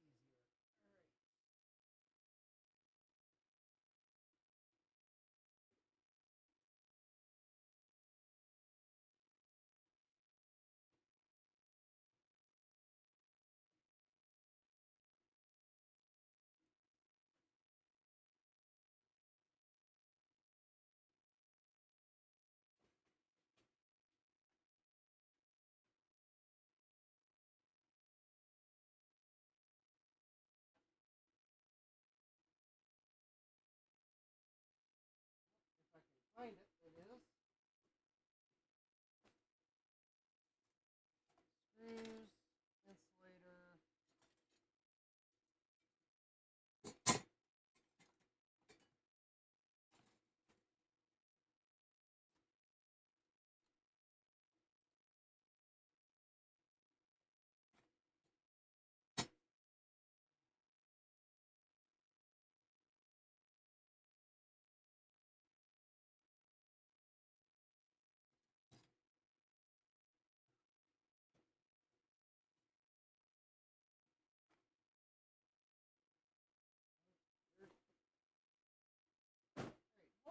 well, I find the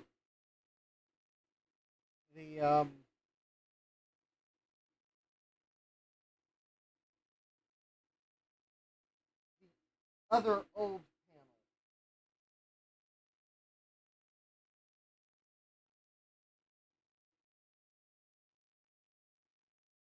I think it's got the inverter on it.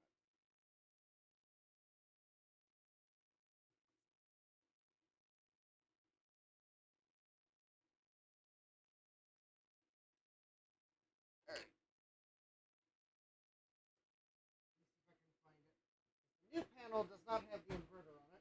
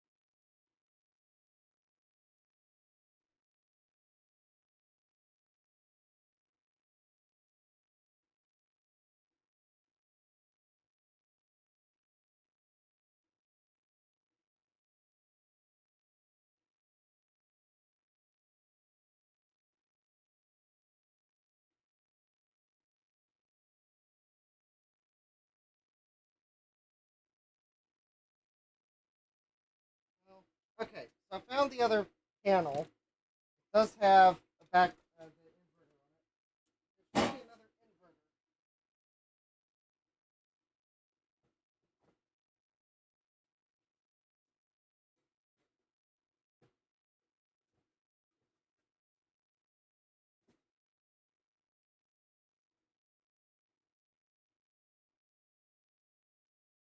Unless I said, oh, okay, maybe we're just going to use this to test the logic board.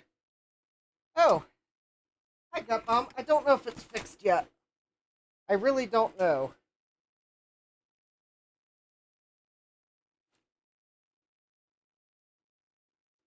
But I've apparently misplaced pieces of it, so that's not good. I should have another inverter assembly, and I don't see it. So I guess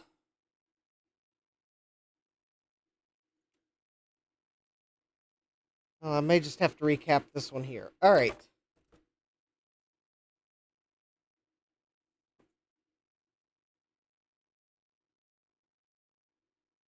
Sylvestron says a VIC-20 would be fixed by now, but a VIC-20 doesn't have 45 capacitors on it. This thing does. Oh, and one of the capacitors is... All right, and one of the capacitors doesn't look good. All right, let me fix it. I forgot to flatten it to the board.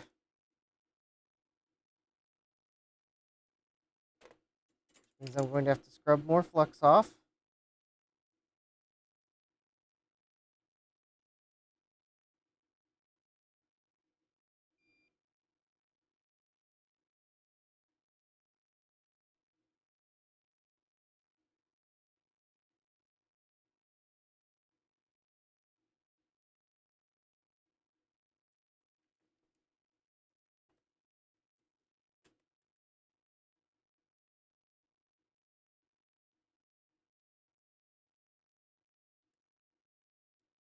There we go.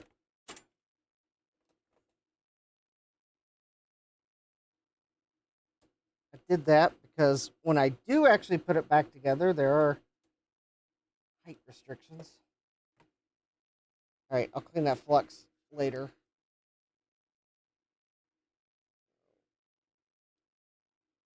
Well, actually, no, I will clean flux now because I got flux in the dim slot.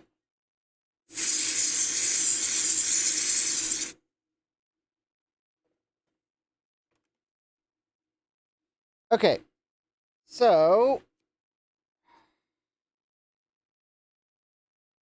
I am going to find a thin insulator here.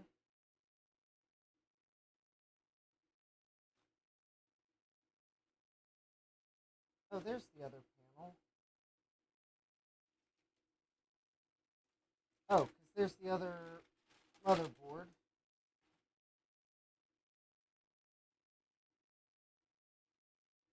Oh, but the inverter is not attached to it. Okay, let's see here. What do I have that's a thin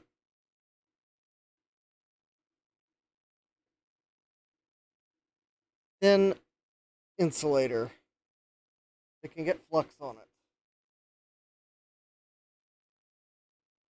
TIC 20 is not the answer.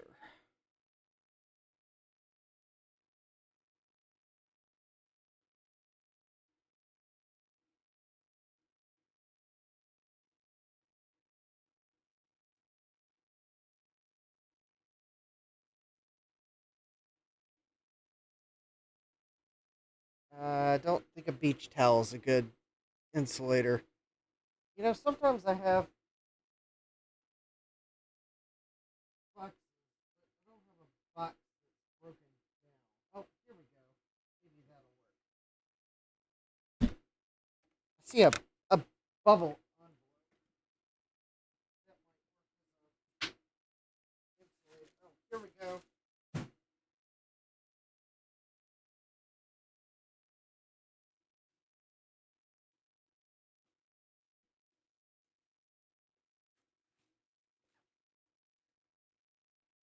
It's an eBay envelope.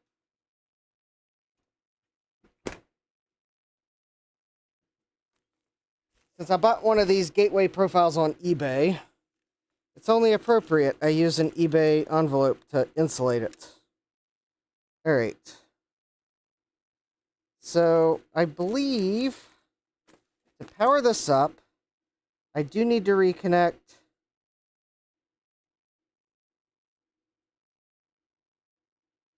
this connector.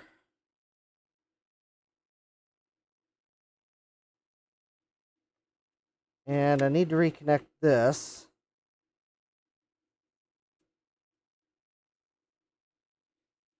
Okay, I will skip the audio for now. I do need to reconnect this though, because I think this is the display. I think that's the actual display. Now, what's going to be really awkward is being able to see the image. All right, so I have a processor. Oh, I'm going to have to find the power adapter.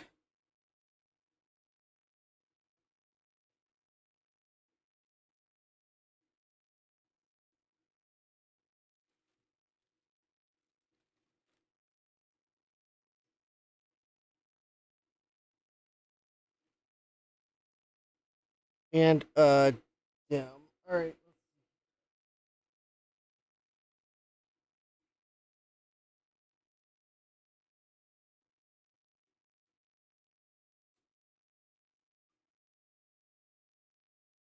All right, I have one dim. I have a CPU fan.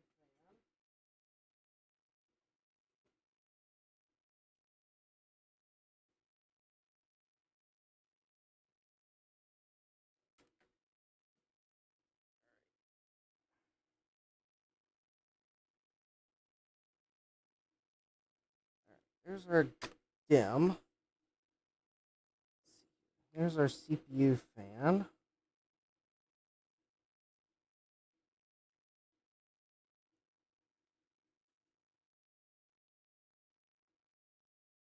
Should have probably put the CPU fan on first before connecting the connectors on the side. As long as I'm going to have this powered up for testing, I am going to not bother with the thermal paste. I'm sure someone will leave their opinion in the comments.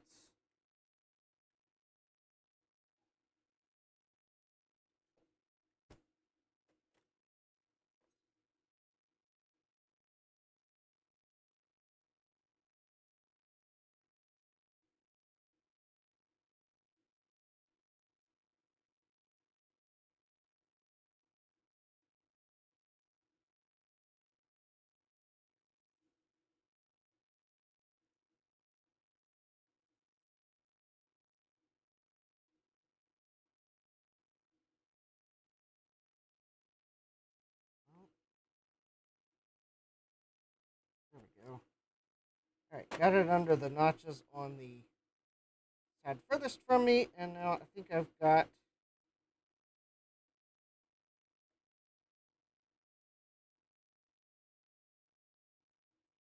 it not lined up on this side.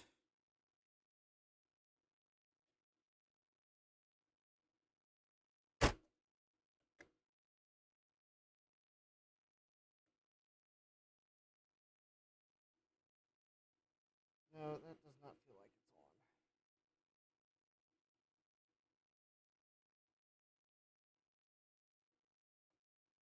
on. No, that is not on.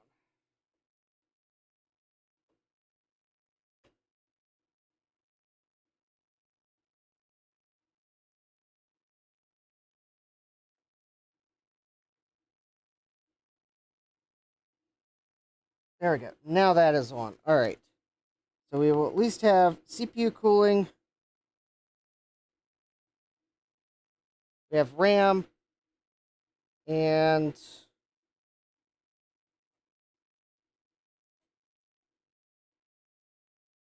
all right. So power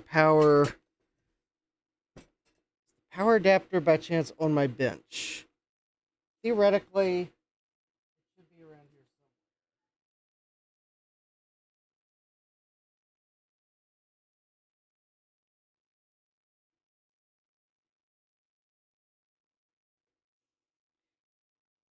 Yeah, it should work like a champ because it's been recapped. Of course, for those of you that haven't seen the stream where I attempted to test the Profile 3s that I had, you'll know that one of the boards didn't post and the other did.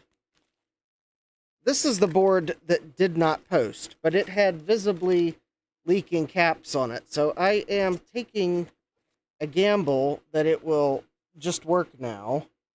But the reason why I recapped it and not the other board is because I accidentally ripped a surface mount socket off the other board that will be very difficult to repair.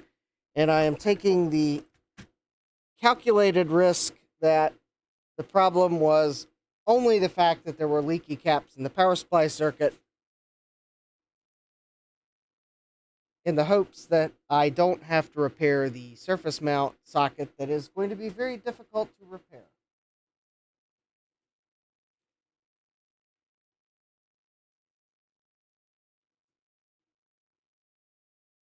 Worst case, I find out this board was dead all along. I order another $30 in caps, and we try again, and I have the added bonus of having to repair one of these two sockets on the other board.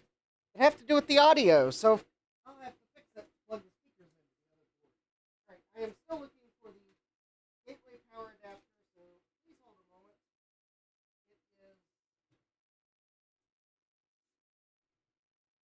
right here under a box. Oh, I wonder if the inverter. No, of course the inverter I'm looking for is not with the power adapter. That would be way too easy. All right.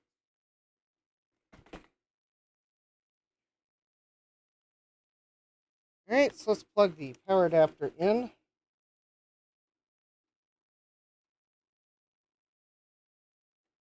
Figure out which. There we go. Let's plug its cord in. All right, let's plug its power adapter in, and we will turn it on. All right, so far. Oh,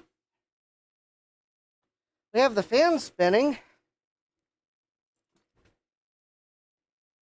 All right, now this is one of those systems where there's no video out. So the only way we'll know if this thing is posting is by flipping this thing so that I can see the display.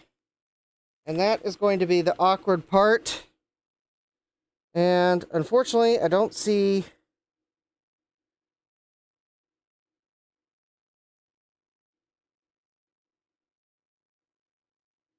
Oh, and I don't think plugged in the power button or something. Oh yeah, the power switch isn't plugged in. Because the other thing is, these things turn on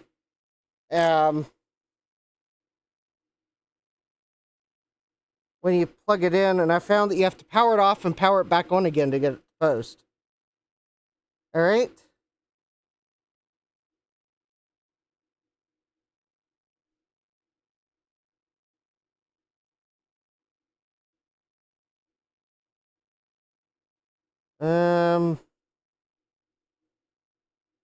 I do not have a video image.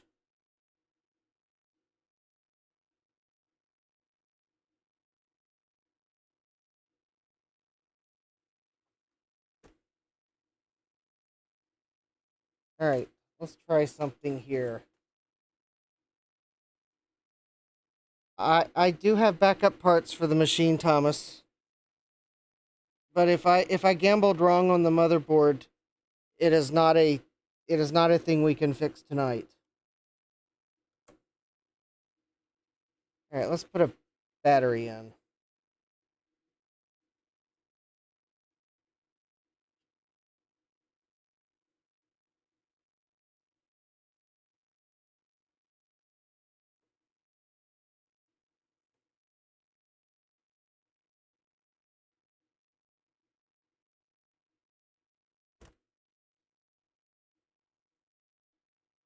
Hey! Hey! We have a gateway logo. The motherboard lives.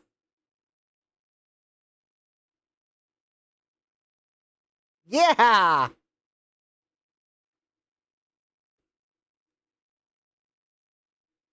I think the system needed a CMOS battery. Ha ha ha!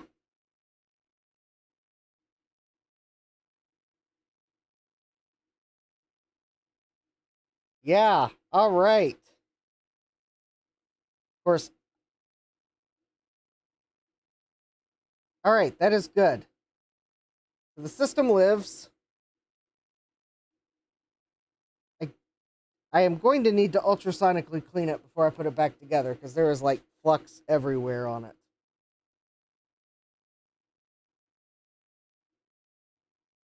But yeah, it looks like a recap fixed it.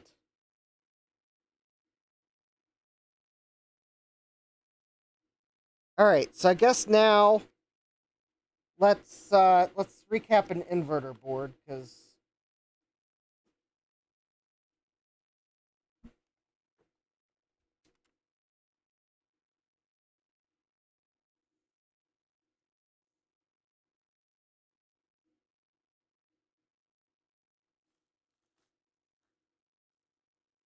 if I was going to go through the trouble of recapping, I'm recapping it. All right, so let's. So I have unplugged it from power.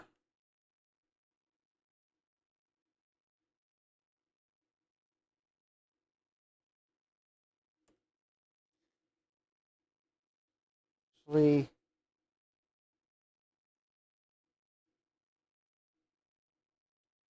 all right, we'll do that. All right, so let's set this board off to the side. Actually, let's do this. Let's get the inverter off the panel. And then we'll recap it, and then we'll put it back on to make sure the inverter still works. And then at that point,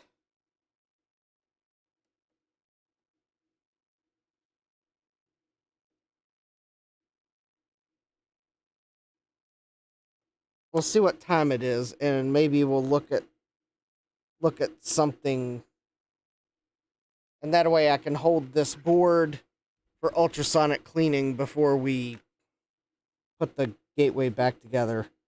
So there, I got the 2 screws out. Let me see if I can get these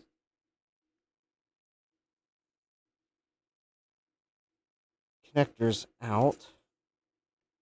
There we go. There's that and that.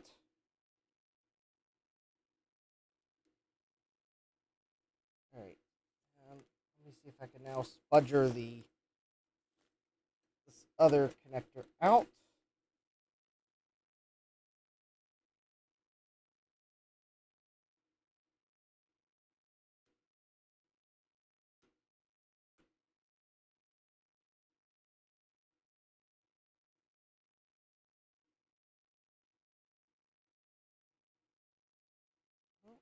Hold, please.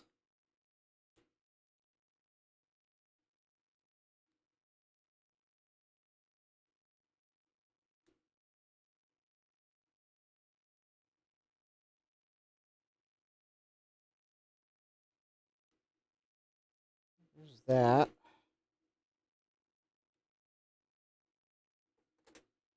Okay. So there's that. All right. Let me set this somewhere.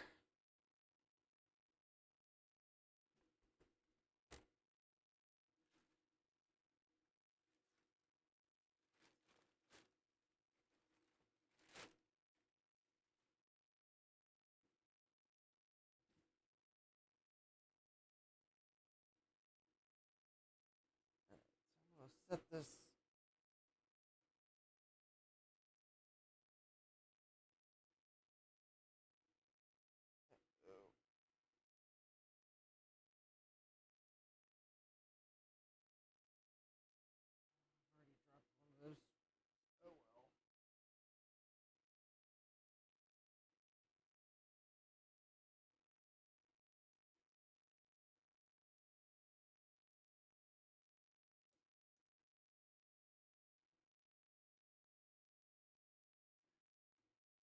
There we go. All right.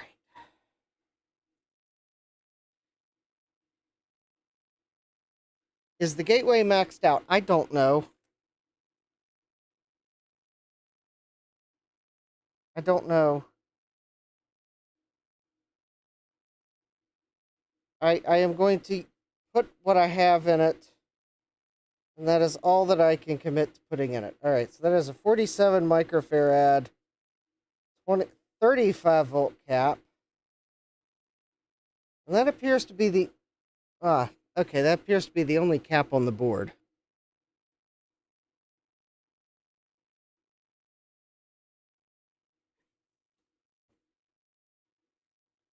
I have a 1 gigahertz processor for it.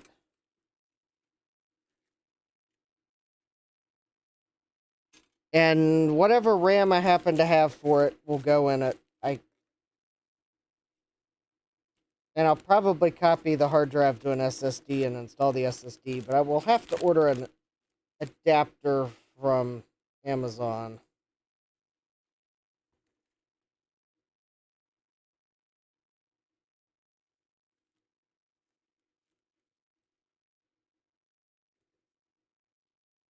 $47.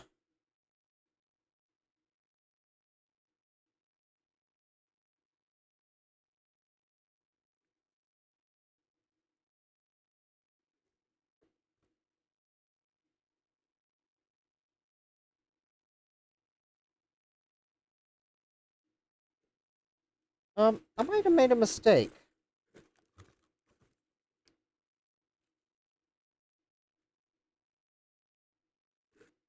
All right, let me look through these again. Nope, those are 680s. Nope, that wasn't it. That was a 220.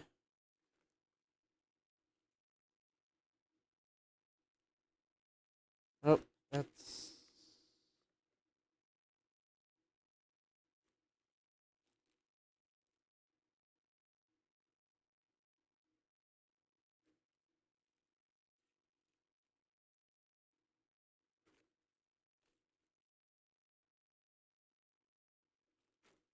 All right, hold please.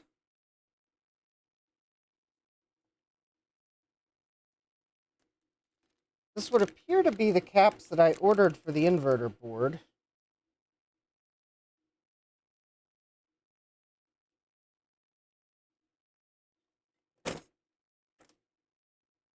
But I'm not sure I ordered the right caps.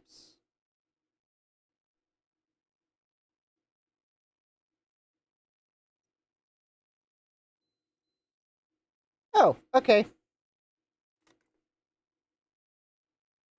I misread the value on it. I thought I'd ordered 470s.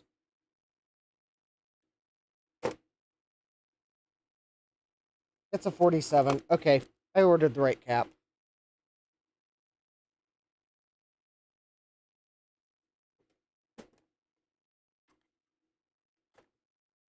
It's a 47 microfarad 35 volt cap. So the only thing I could find in a comparable size was a polymer cap. So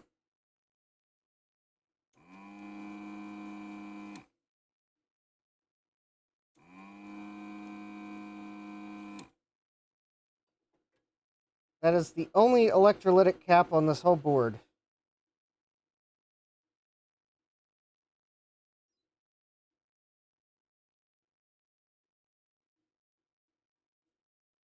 And given how little space there is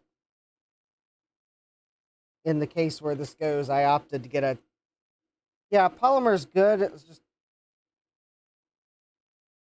probably not necessary. I don't think this is a circuit that a polymer cap is necessary for, but I had to go for polymer due to size.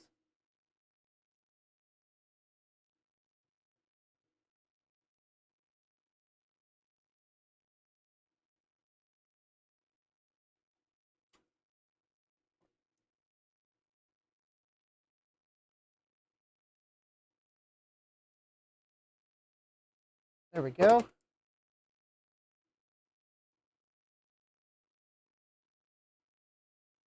So here's our original cap. It is I think it's one of those Tipo brand caps. So I'm pretty sure it's an electrolytic. And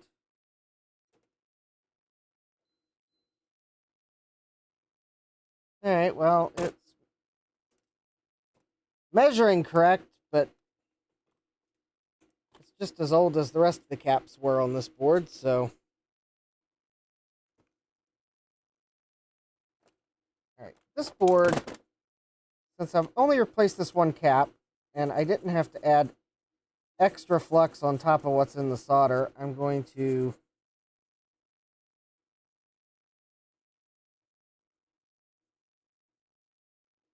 And because I don't think the cap was leaking, I'm just going to... Well, there might actually be a few more. These may be capacitors as well, but I don't know what they are. They might be inductors. Anyways, there we go. There's our new cap. All new and shiny. I'm not going to put this board through the ultrasonic cleaner because I don't think it needs it.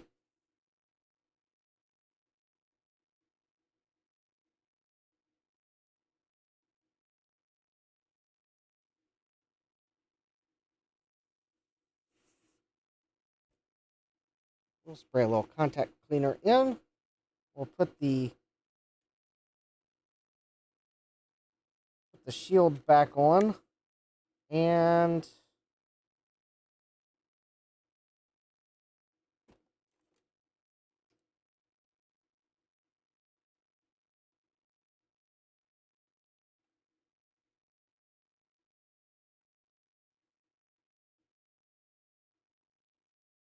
all right.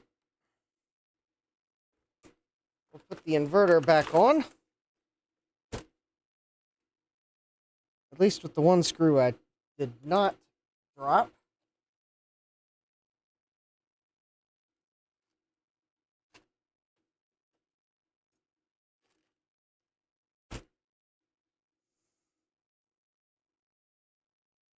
I've got the screws from the other one, so.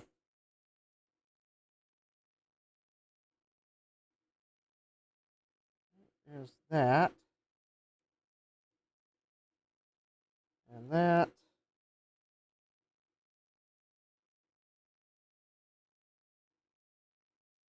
And that.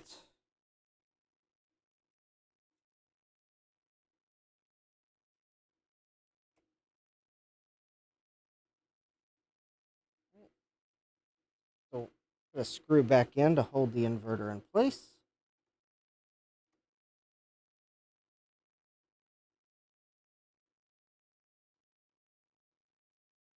All right, that will have to work because I dropped the second screw. All right, so let's make sure the inverter is still working. I don't know why it wouldn't be.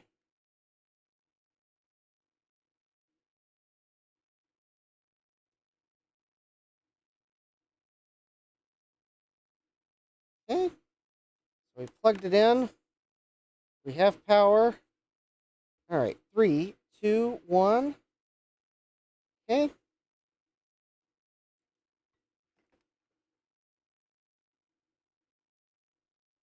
And oh, please, while I try to carefully. Oh, there we go. I did not break the inverter. Excellent.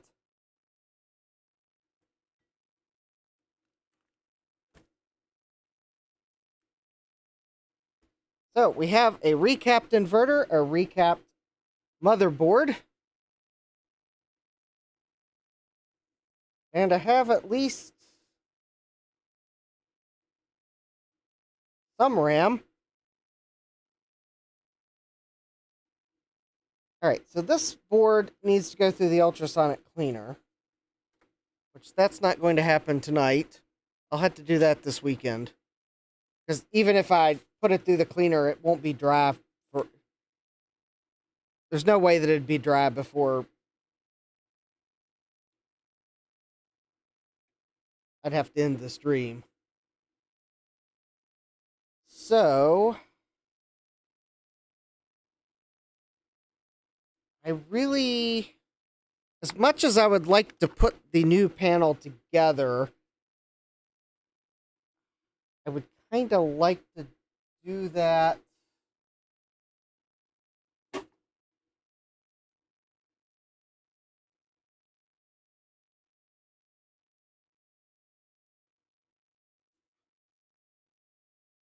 Um,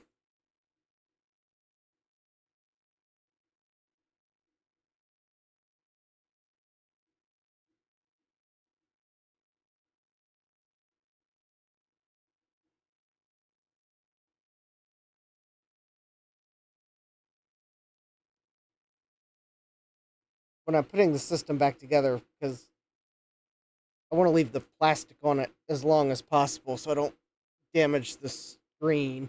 So I think what we're going to do in the last like 30 minutes of the stream is we're going to look at something else.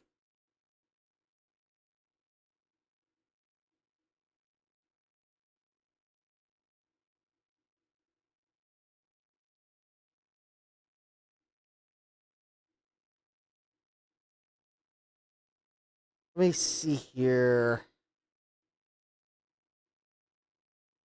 I've got caps for. I got caps for things. Let's see what I've got.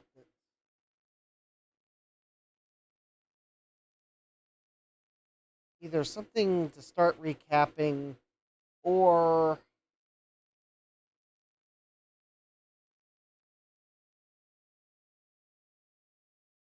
Oh, that might be interesting. Yes, I see something that might be interesting. All right, let me set this aside and let's take a look at this 386 motherboard I got that I think was on Wheel of Regrets. It might have been last week. I don't remember testing it.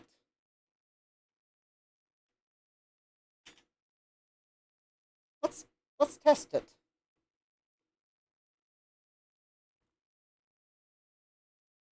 First, let me set this aside so I don't damage the motherboard. And I will ultrasonically clean the board this weekend.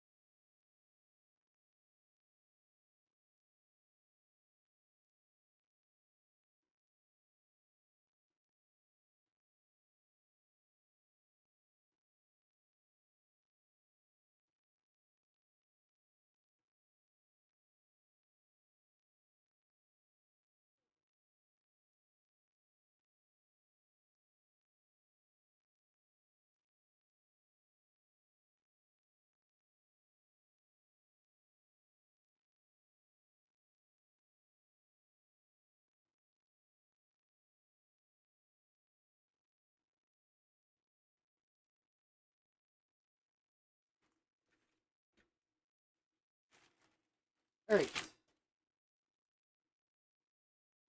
Let's see if I can find an AT power supply here. I should have one somewhere around here.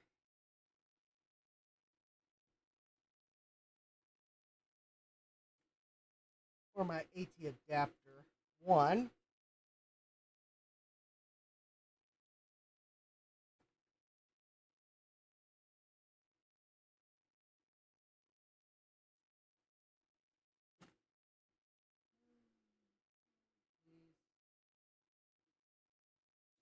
Oh, there we go. Power supply.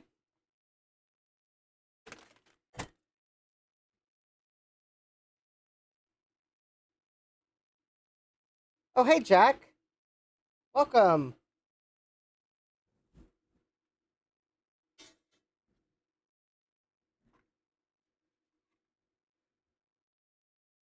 Oh, for those of you that just joined, I finished recapping the gateway profile, and I need to ultrasonically clean it because it's got flux everywhere on it. So we're looking at a untested potential regret.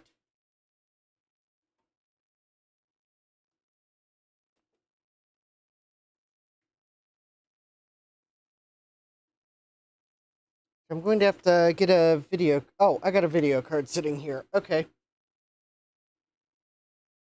Excellent. All right.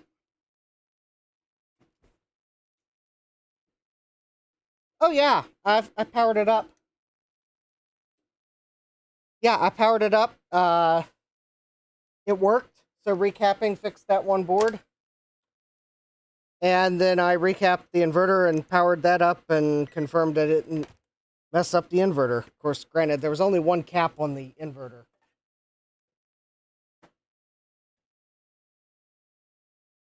And you didn't miss anything particularly leaky, because apparently the really leaky stuff was all removed last time. So yeah. So as soon as I can ultrasonically clean the board, which I'll do this weekend, I'll have to do another stream where I put it back together again. All right, so let's see. These should be common. All right. Checking for shorts here real quick. All right, this common.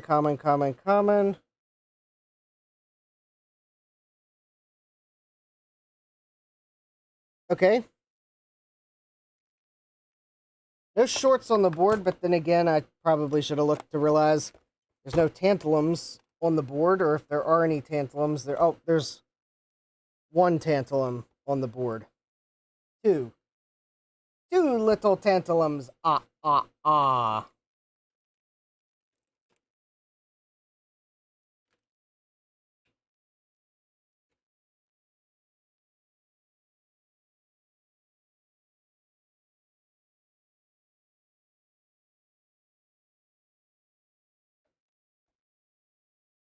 So this is a 386 DX40 motherboard. In fact, it has the processor on board. It's an AMD. We have a math coprocessor socket, and we have a Micronix chipset. And this is one of those neat chipsets that has 8K of cache in the chipset. How neat is that? Although, warning, don't mix it up with the neat chipset, because this is not the neat chipset. It's just a neat chipset. Alright, so I have picked a random video card.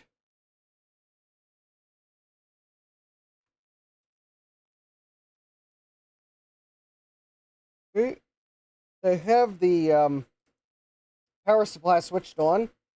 I put heat shrink over the power supply connectors because there was no heat shrink on this when I got it, and now there is. Because these AT power supplies do switch AC. Alright, so smoke test in 3, 2, 1. And we got power. I think we have power. Oh, no. Can anyone tell what I forgot to do? I would explain why that was. There we go. Jack says those caps were so out of spec, it's not surprising it didn't work. Yeah, plug in the IEC cable. All right, 3, 2, 1. Okay, now I have a fan.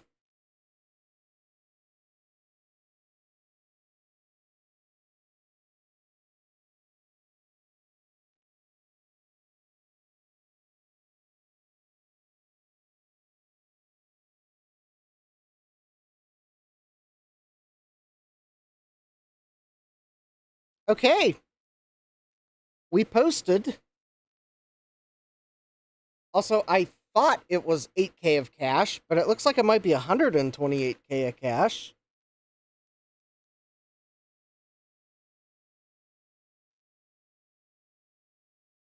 Or the BIOS lies. All right. I think this board may also have only 1 megabyte of RAM in it. So let me see if I can find a floppy controller card.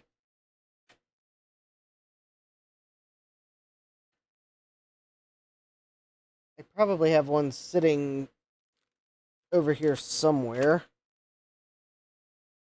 Let's see here. That's a video card. Oh, I bet I put the controller cards back on my shelf. Probably. All right, let me go grab a controller card or two, and oh, here we go. I see one in a motherboard. That probably means it.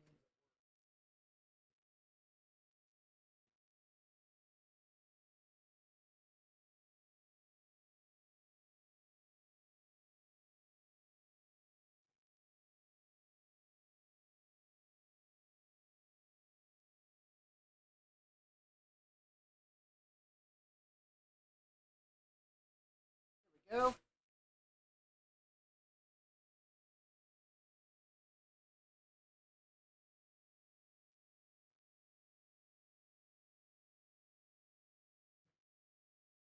All right. So I'm borrowing a controller card from some PC. I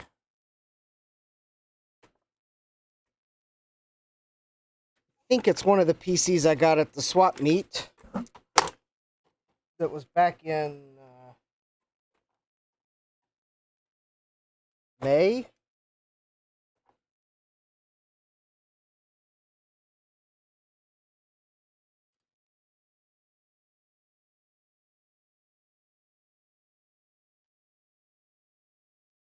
Oh, can't use that. Hold, please.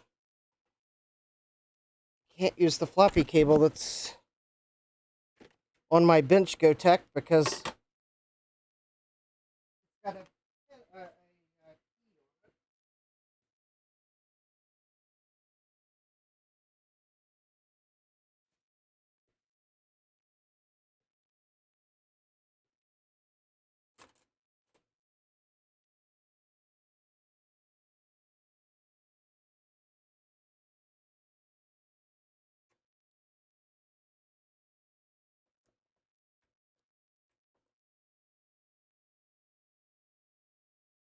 yes, notice I didn't have to go looking for my GoTech. And I didn't have to use my AirTag to find the GoTech. The AirTags are working already. They made it so that I can't lose it. Har, har, har, har.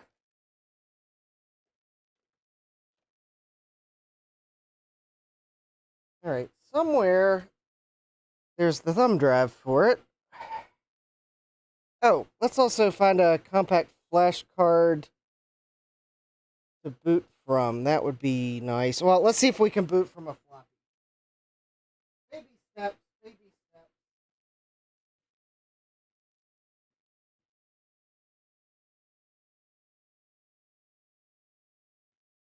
Okay, this should have some floppy images on it. Alright.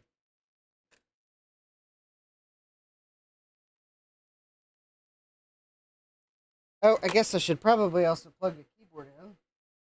That would be helpful, wouldn't it?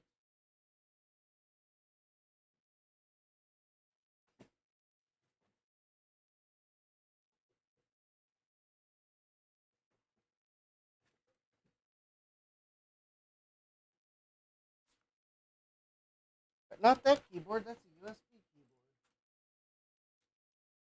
Nice try, keyboard.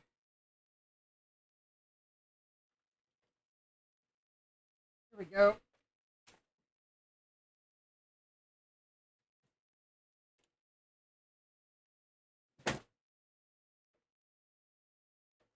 It's an AT keyboard of unusual size.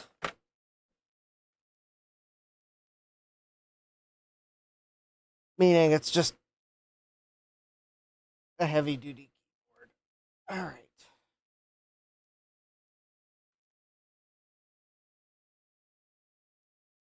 Alright, let's power up. Let's see if I got a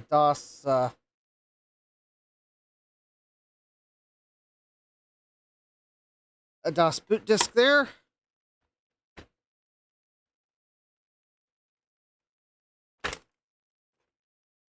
Alright, let's go into setup. Oh, you can't even see what I'm doing. There you go.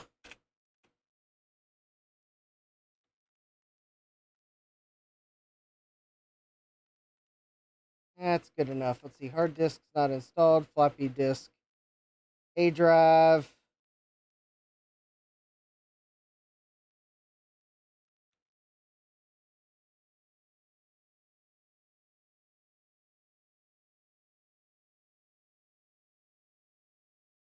That's probably good. Such a fancy calendar, yes.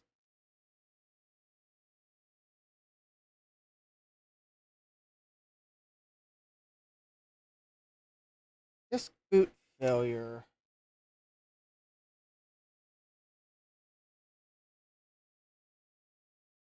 Oh! Oh, of course that's not working.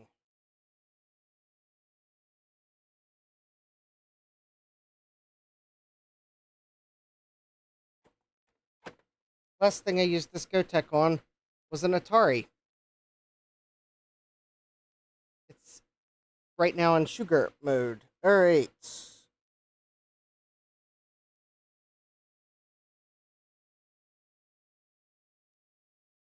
Let me go double check the jumper setting. I think I just need to put one on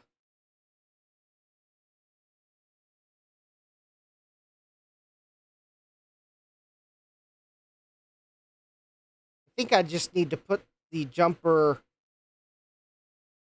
that's hanging off of a pin on the pins it's hanging off of.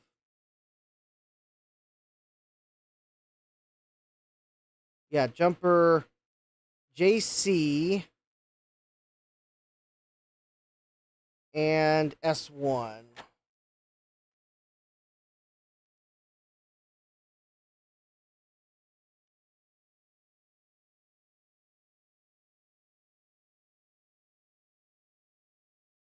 Yep. Okay, that. I think that's. Oops.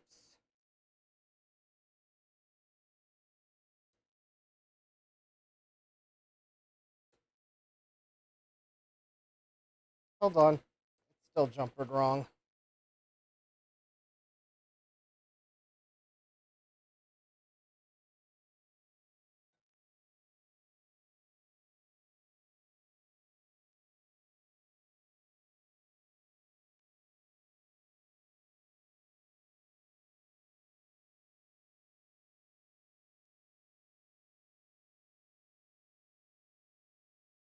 Oh, well, there's JC. Okay. Well, there's one of the wrong jumpers.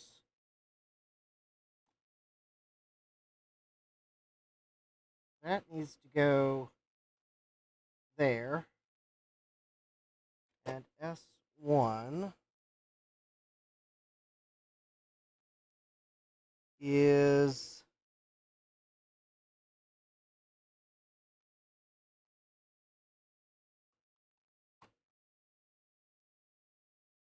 that one.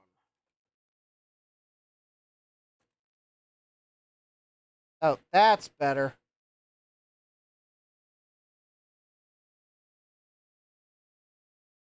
All right.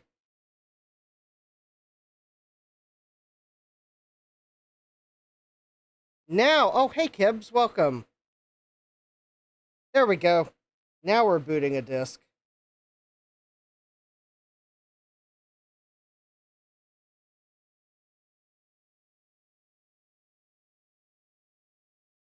Now I need to find a compact flash card adapter, and we will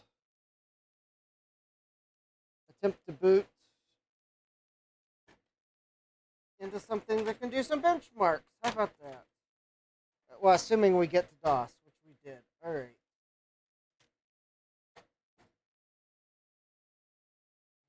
Now I gotta remember.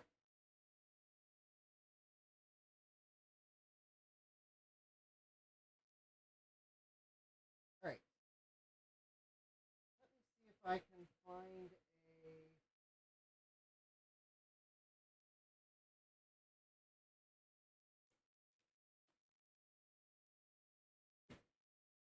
compact flash card in an adapter. I usually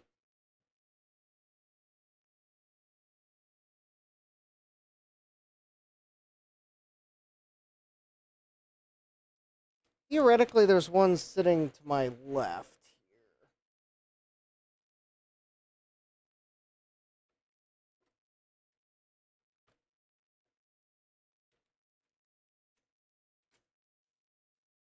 Unfortunately, they're not really big enough to put an AirTag on.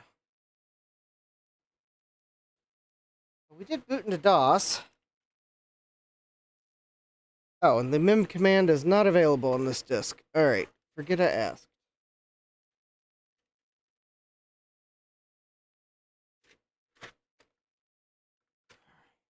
Let's see.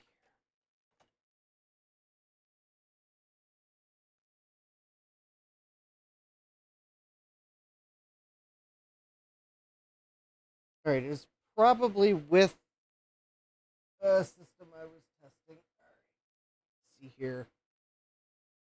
Let me see if I can remember. Oh, actually, there's one thing we can do here. It seems to be such a shame to only have LH is load high.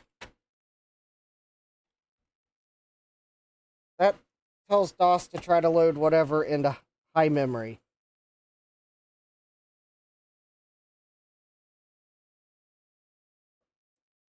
which probably wouldn't work because there's only 1 MB of memory on this board. Or, well, I guess it might work. I guess there's still probably some high memory.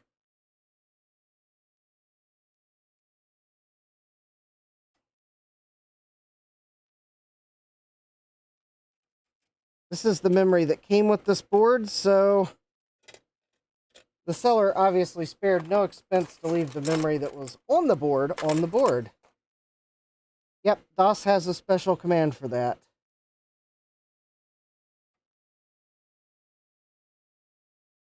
Because DOS started without that capability.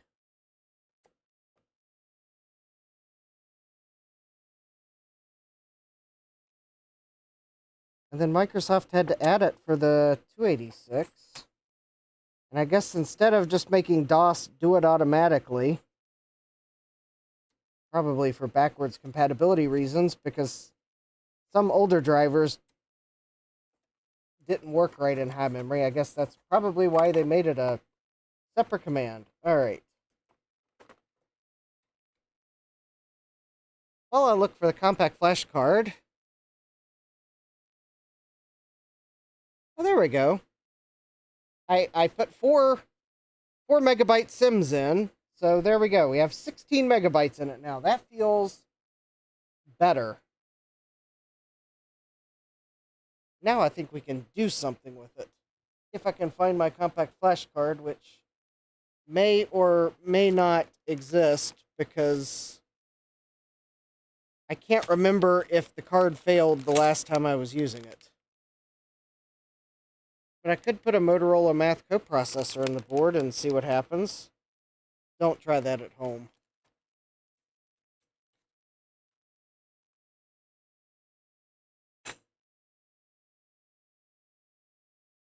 Jack says 16 megabytes. How extravagant. Yes. All right, let me find the compact flash card, or at least the adapter. It is possible I don't have the compact flash card because it might have failed last time.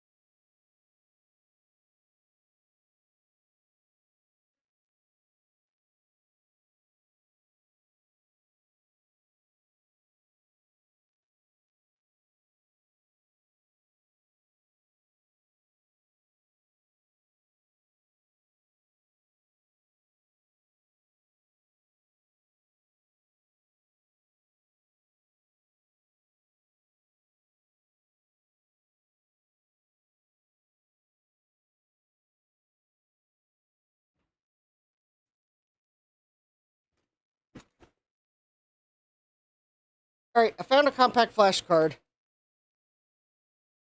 Let me see if I can find an adapter.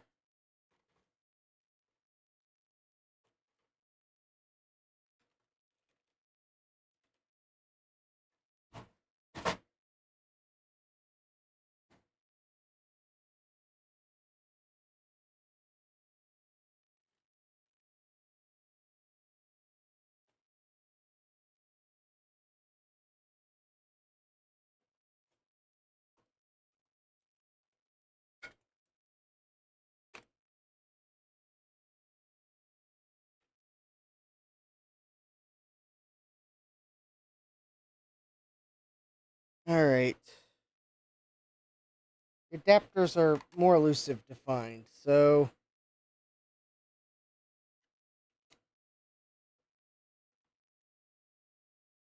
well, this is just a generic boot floppy. This is a not so generic boot floppy.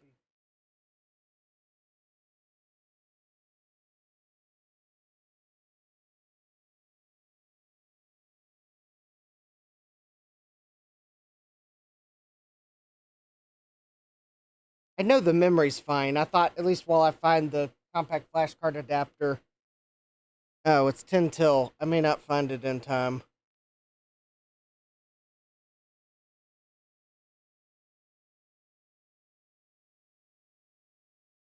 All right, let me see if I can spot it while this runs to let it at least do something that'll stress it while I attempt to find the adapter.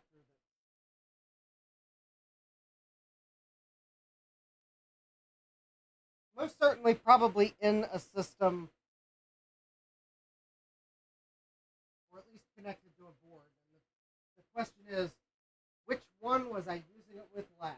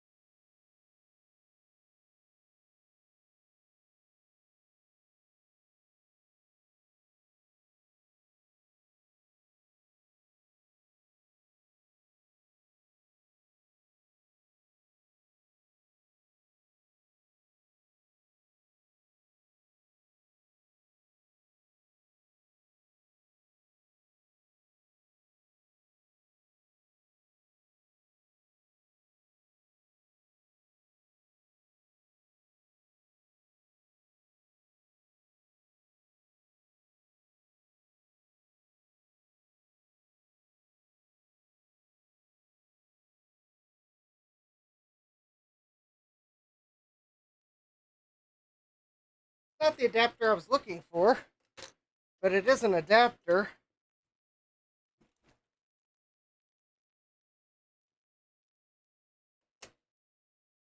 All right.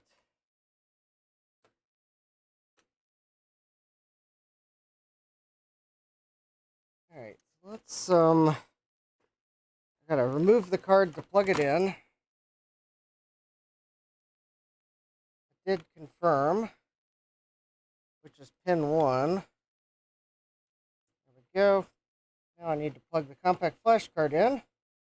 Now I need to find a power adapter or the presence of a second Berg connector. All right. Plug that back in. Remove the thumb drive from the GoTech. Apply power to the system. And go into the BIOS.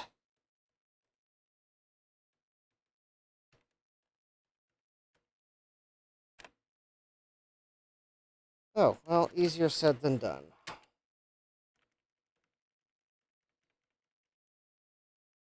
All right, auto detect hard disk. Yep, that is correct.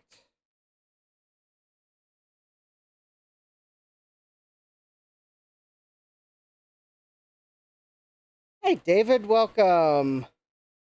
I'm back. Does it work? The gateway does work. Recap was successful. I gotta ultrasonically clean it before we put it back together. We're testing a previous potential regret that I did not test when I opened it.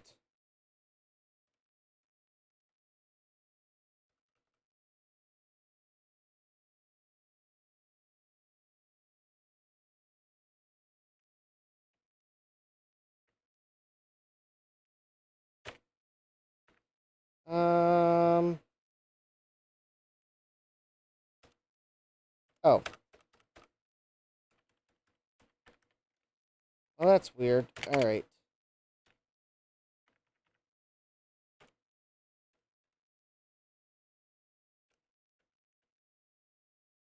Oh. It's hitting the wrong key. There we go. We'll compute like it's 1999. All right. Well, let's write to CMOS and exit.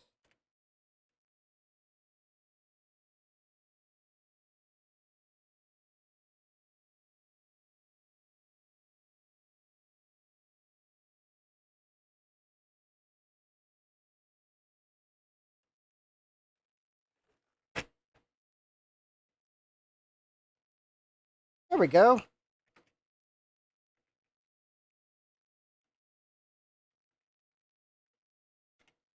All right, let's see here if we can do a cache check and see how much cache is on this board.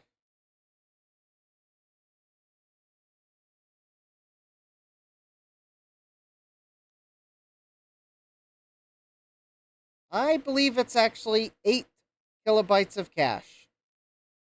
Not 128 like the BIOS wants to make us believe.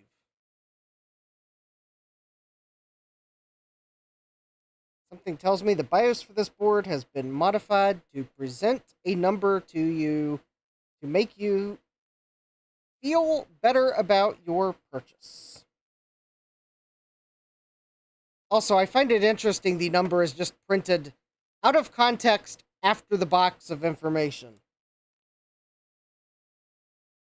Like it is implying there's 128K of something, but because your main memory is larger, you're supposed to assume that's the cache?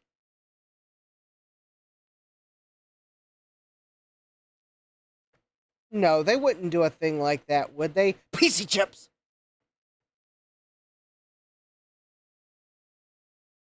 Wow, that was one interesting sneeze I had there.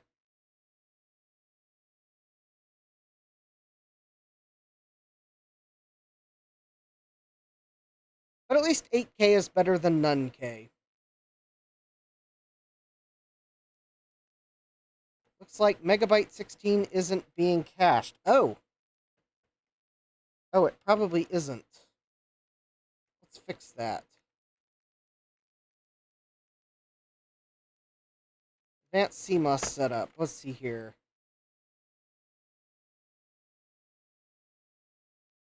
External cache enabled. Internal cache. Oh. Because there is no internal cache. Won't let me enable it. Let's see here. Hidden refresh enabled.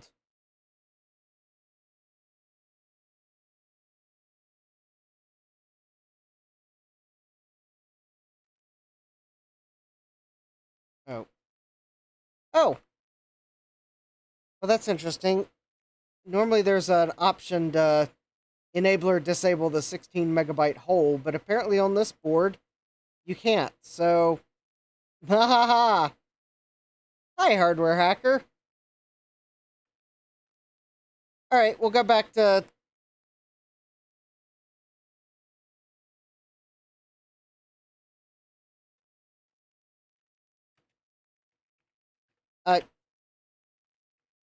For anyone just joining, the the gateway motherboard is set aside to ultrasonically clean it because the recap was successful.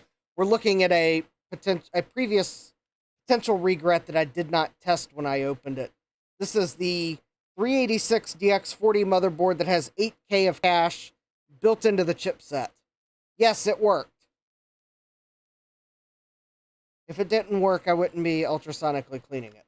It did work. So the recap fixed the problem with that board. All right, so let's run a few benchmarks. We'll start with Superscape VGA benchmark. Yeah.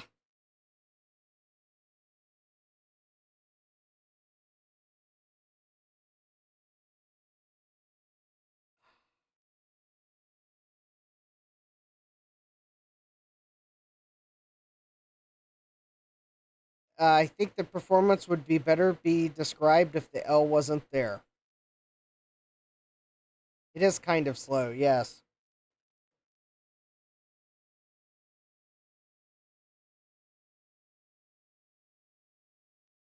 12.6. Well, that might actually be correct. We'll do a CPU check. Okay, the CPU is running at 40 megahertz. And we'll run a cache check. Jack says, ooh, double digits, I'm surprised. Yeah, it's a 40, a DX40.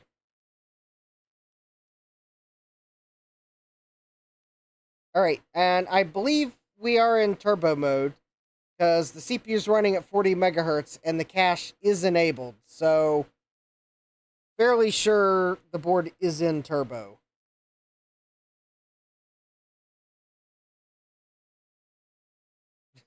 Jack says it's either 39.6 megahertz or 40.4 megahertz, depending on which screen you believe. Yeah, seriously.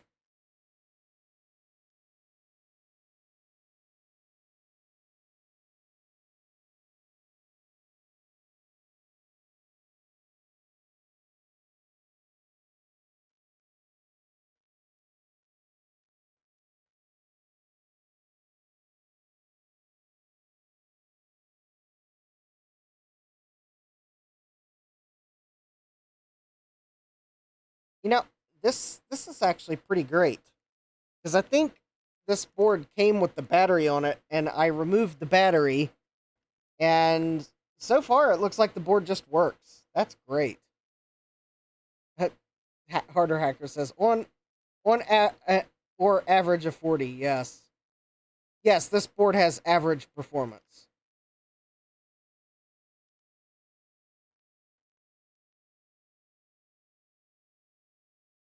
It supports 32 megabytes of RAM, despite being a very cute little motherboard. All right, megabyte 16 is not being cached. I cannot turn off the 16 megabyte hole, so that's probably why.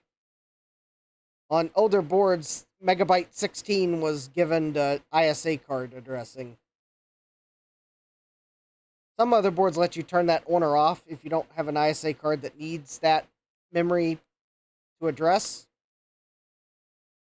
Some boards don't cache it just in case it is an ISA memory instead of RAM. But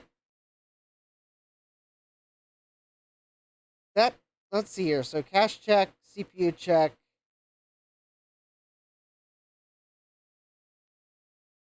All right. We'll close this out with this because it is past midnight.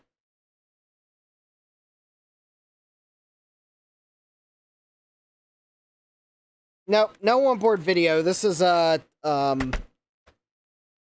Paradise video card from the 386 DX20 that I got at the swap meet.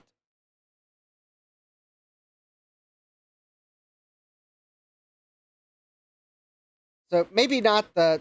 Yeah, we're running the Doom test. This is the last benchmark for tonight. So don't forget to smash that like button if you like it when I torture these old boards with benchmarks that they didn't see coming because they're a motherboard, not a person. Jack says, this is not playable. Yeah, it's performance that's memeable, not playable. Yeah, seconds per frame. The new gaming benchmark. That gives me a bad idea. A game designed so that it becomes more playable the slower the machine is, i.e., it penalizes you for running it on a fast computer.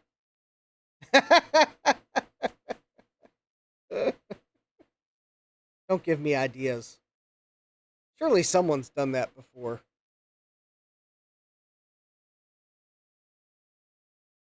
Maybe not a game that's unplayable on a fast computer, but one that penalizes you for running it on a fast computer.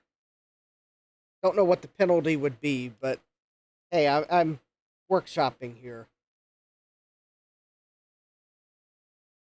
But yet, the game would have to be playable on a slow computer. Maybe it could be like golf, or bowling, not golf, bowling, where you get a handicap. Maybe it could give you a handicap for playing on a slower computer, and a handicap in the penalty sense if you play it on a fast computer. Still don't know what the game might be. Jack says maybe if you bump the resolution down to 320 by 200.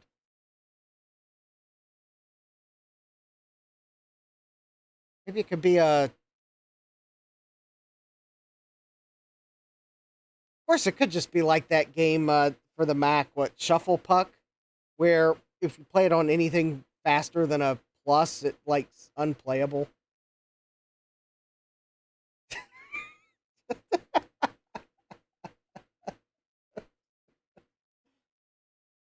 Oh, well then maybe we should join the same league, David, because our scores might be similar.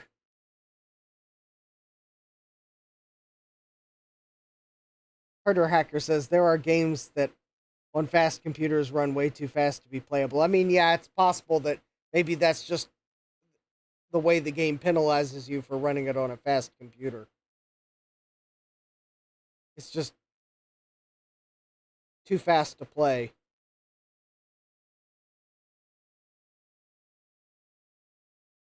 David Starbucks says Wing Commander comes to mind.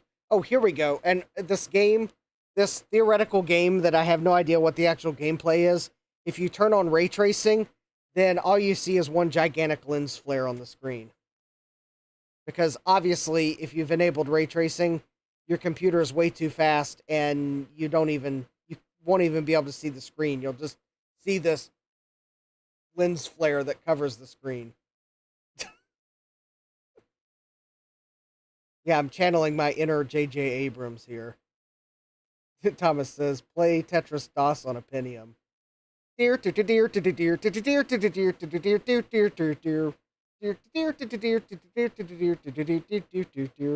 can't sing that any faster.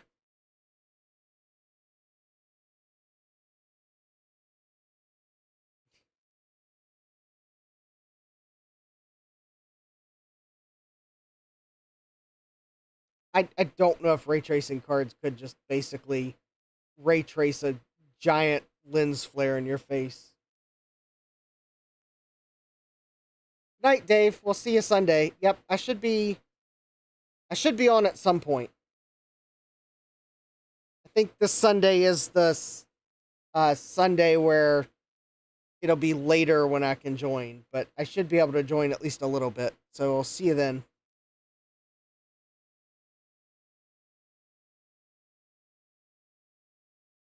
I don't know. I'm about to fall asleep to this Doom play, so yeah, Dinosaur's about to fall asleep too. This is just riveting gameplay here. But it does at least look like this motherboard works. I guess I can look up what I paid for it. If anyone's curious.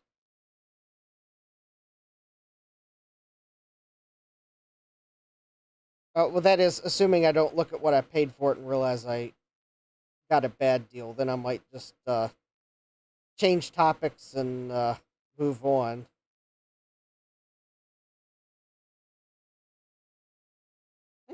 Oh, wait. Was that it?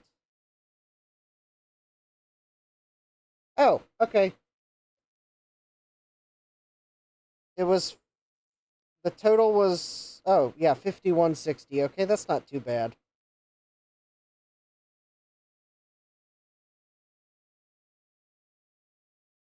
Yeah, okay. It was $49 free shipping. I guess if I had realized there was only 1 megabyte of RAM on it, because I couldn't tell if they were one or 4 megabyte. Right, I couldn't tell exactly what size of Sims they were from the photo. They did look like they were either 256K or ones, although could have been fours.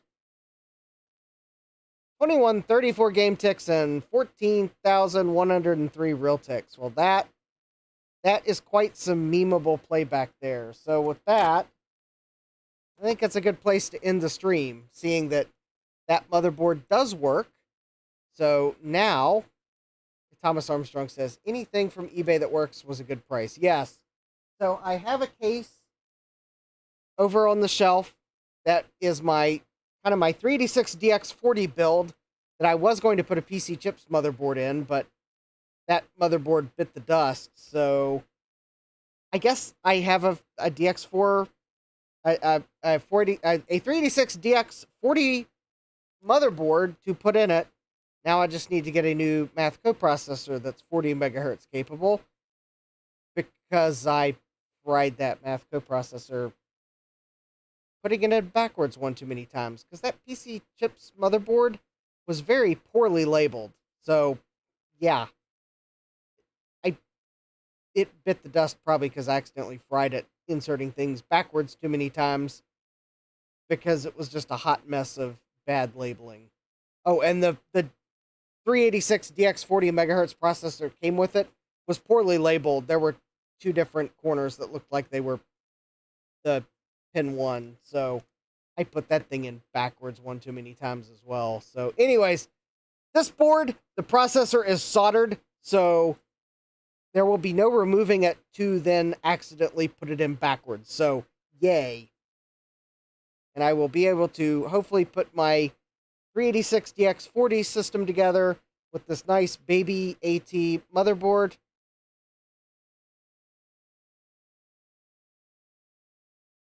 Baby AT. And I think I've got a nice Cirrus Logic 5428 or possibly a 5429 video card if I can get it repaired. So, well, there's a repair stream I'll need to do to put that computer together. Kind of the fastest 16-bit ISA video card I can find, or the fastest 386 processor. Yeah, I'm pretty sure that video card will be starving for data, but hey, I have other things that get Trident cards, Jack. I mean, I could be. I mean, I might put a Trident card in it until I repair that Cirrus Logic card.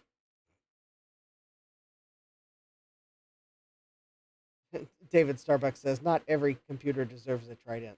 Yeah, the dinosaur looks sleepy, and I do too. So anyways, I think with this win, I am going to call the stream, because I don't want to then do something to end on a low note. We're ending on a high note. The gateway profile motherboards recapped. The inverters recapped. They work. I need to ultrasonically clean the motherboard, then we'll put it back together. This 386 board works. There's no battery damage that I can tell, so it's probably just a matter of putting it together. Anyways, yeah, that's a great place to end the stream.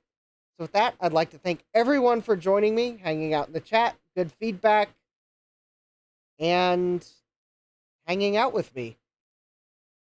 And, all right. Yeah, don't forget, if you were late go watch the part where I recapped it. So that way you can see some of the, I guess, recapping fun. You can see the caps I picked even. And the board looks good. That's okay, hardware hacker. And yeah, with that, I think I'm going to draw the stream to an end. I got my finger in the correct place to click. So thanks for joining me tonight. Next week, streams Monday and Thursday. And I haven't picked topics yet, so make sure you watch socials. Hardware hacker says Steve was being silly. Anyways, yep. So stay tuned to socials. I'll figure out this weekend what I'm going to do for streams. Although, quite honestly, I'm thinking of taking a pause from the Gateway profile because I got a couple other things I'd like to work on. But we'll see. If the board cleans up real nice, I might just go ahead and do one more stream to get it back together to be done with it. But we'll see. So with that, I hope you all have a great rest of your day. Take care, and God bless. Computerized Start is brought to you by my awesome patrons on Patreon and by your tips and memberships on Ko-fi. These and other channel supporters make my live streams possible. You too can become a channel supporter with tiers starting at just $1. Don't forget to smash that like button. And if you've liked what you've seen, subscribe and turn on notifications so that you don't miss the next video or live stream. And as always, thank you for all your support. I hope to see you next time. And until then, take care.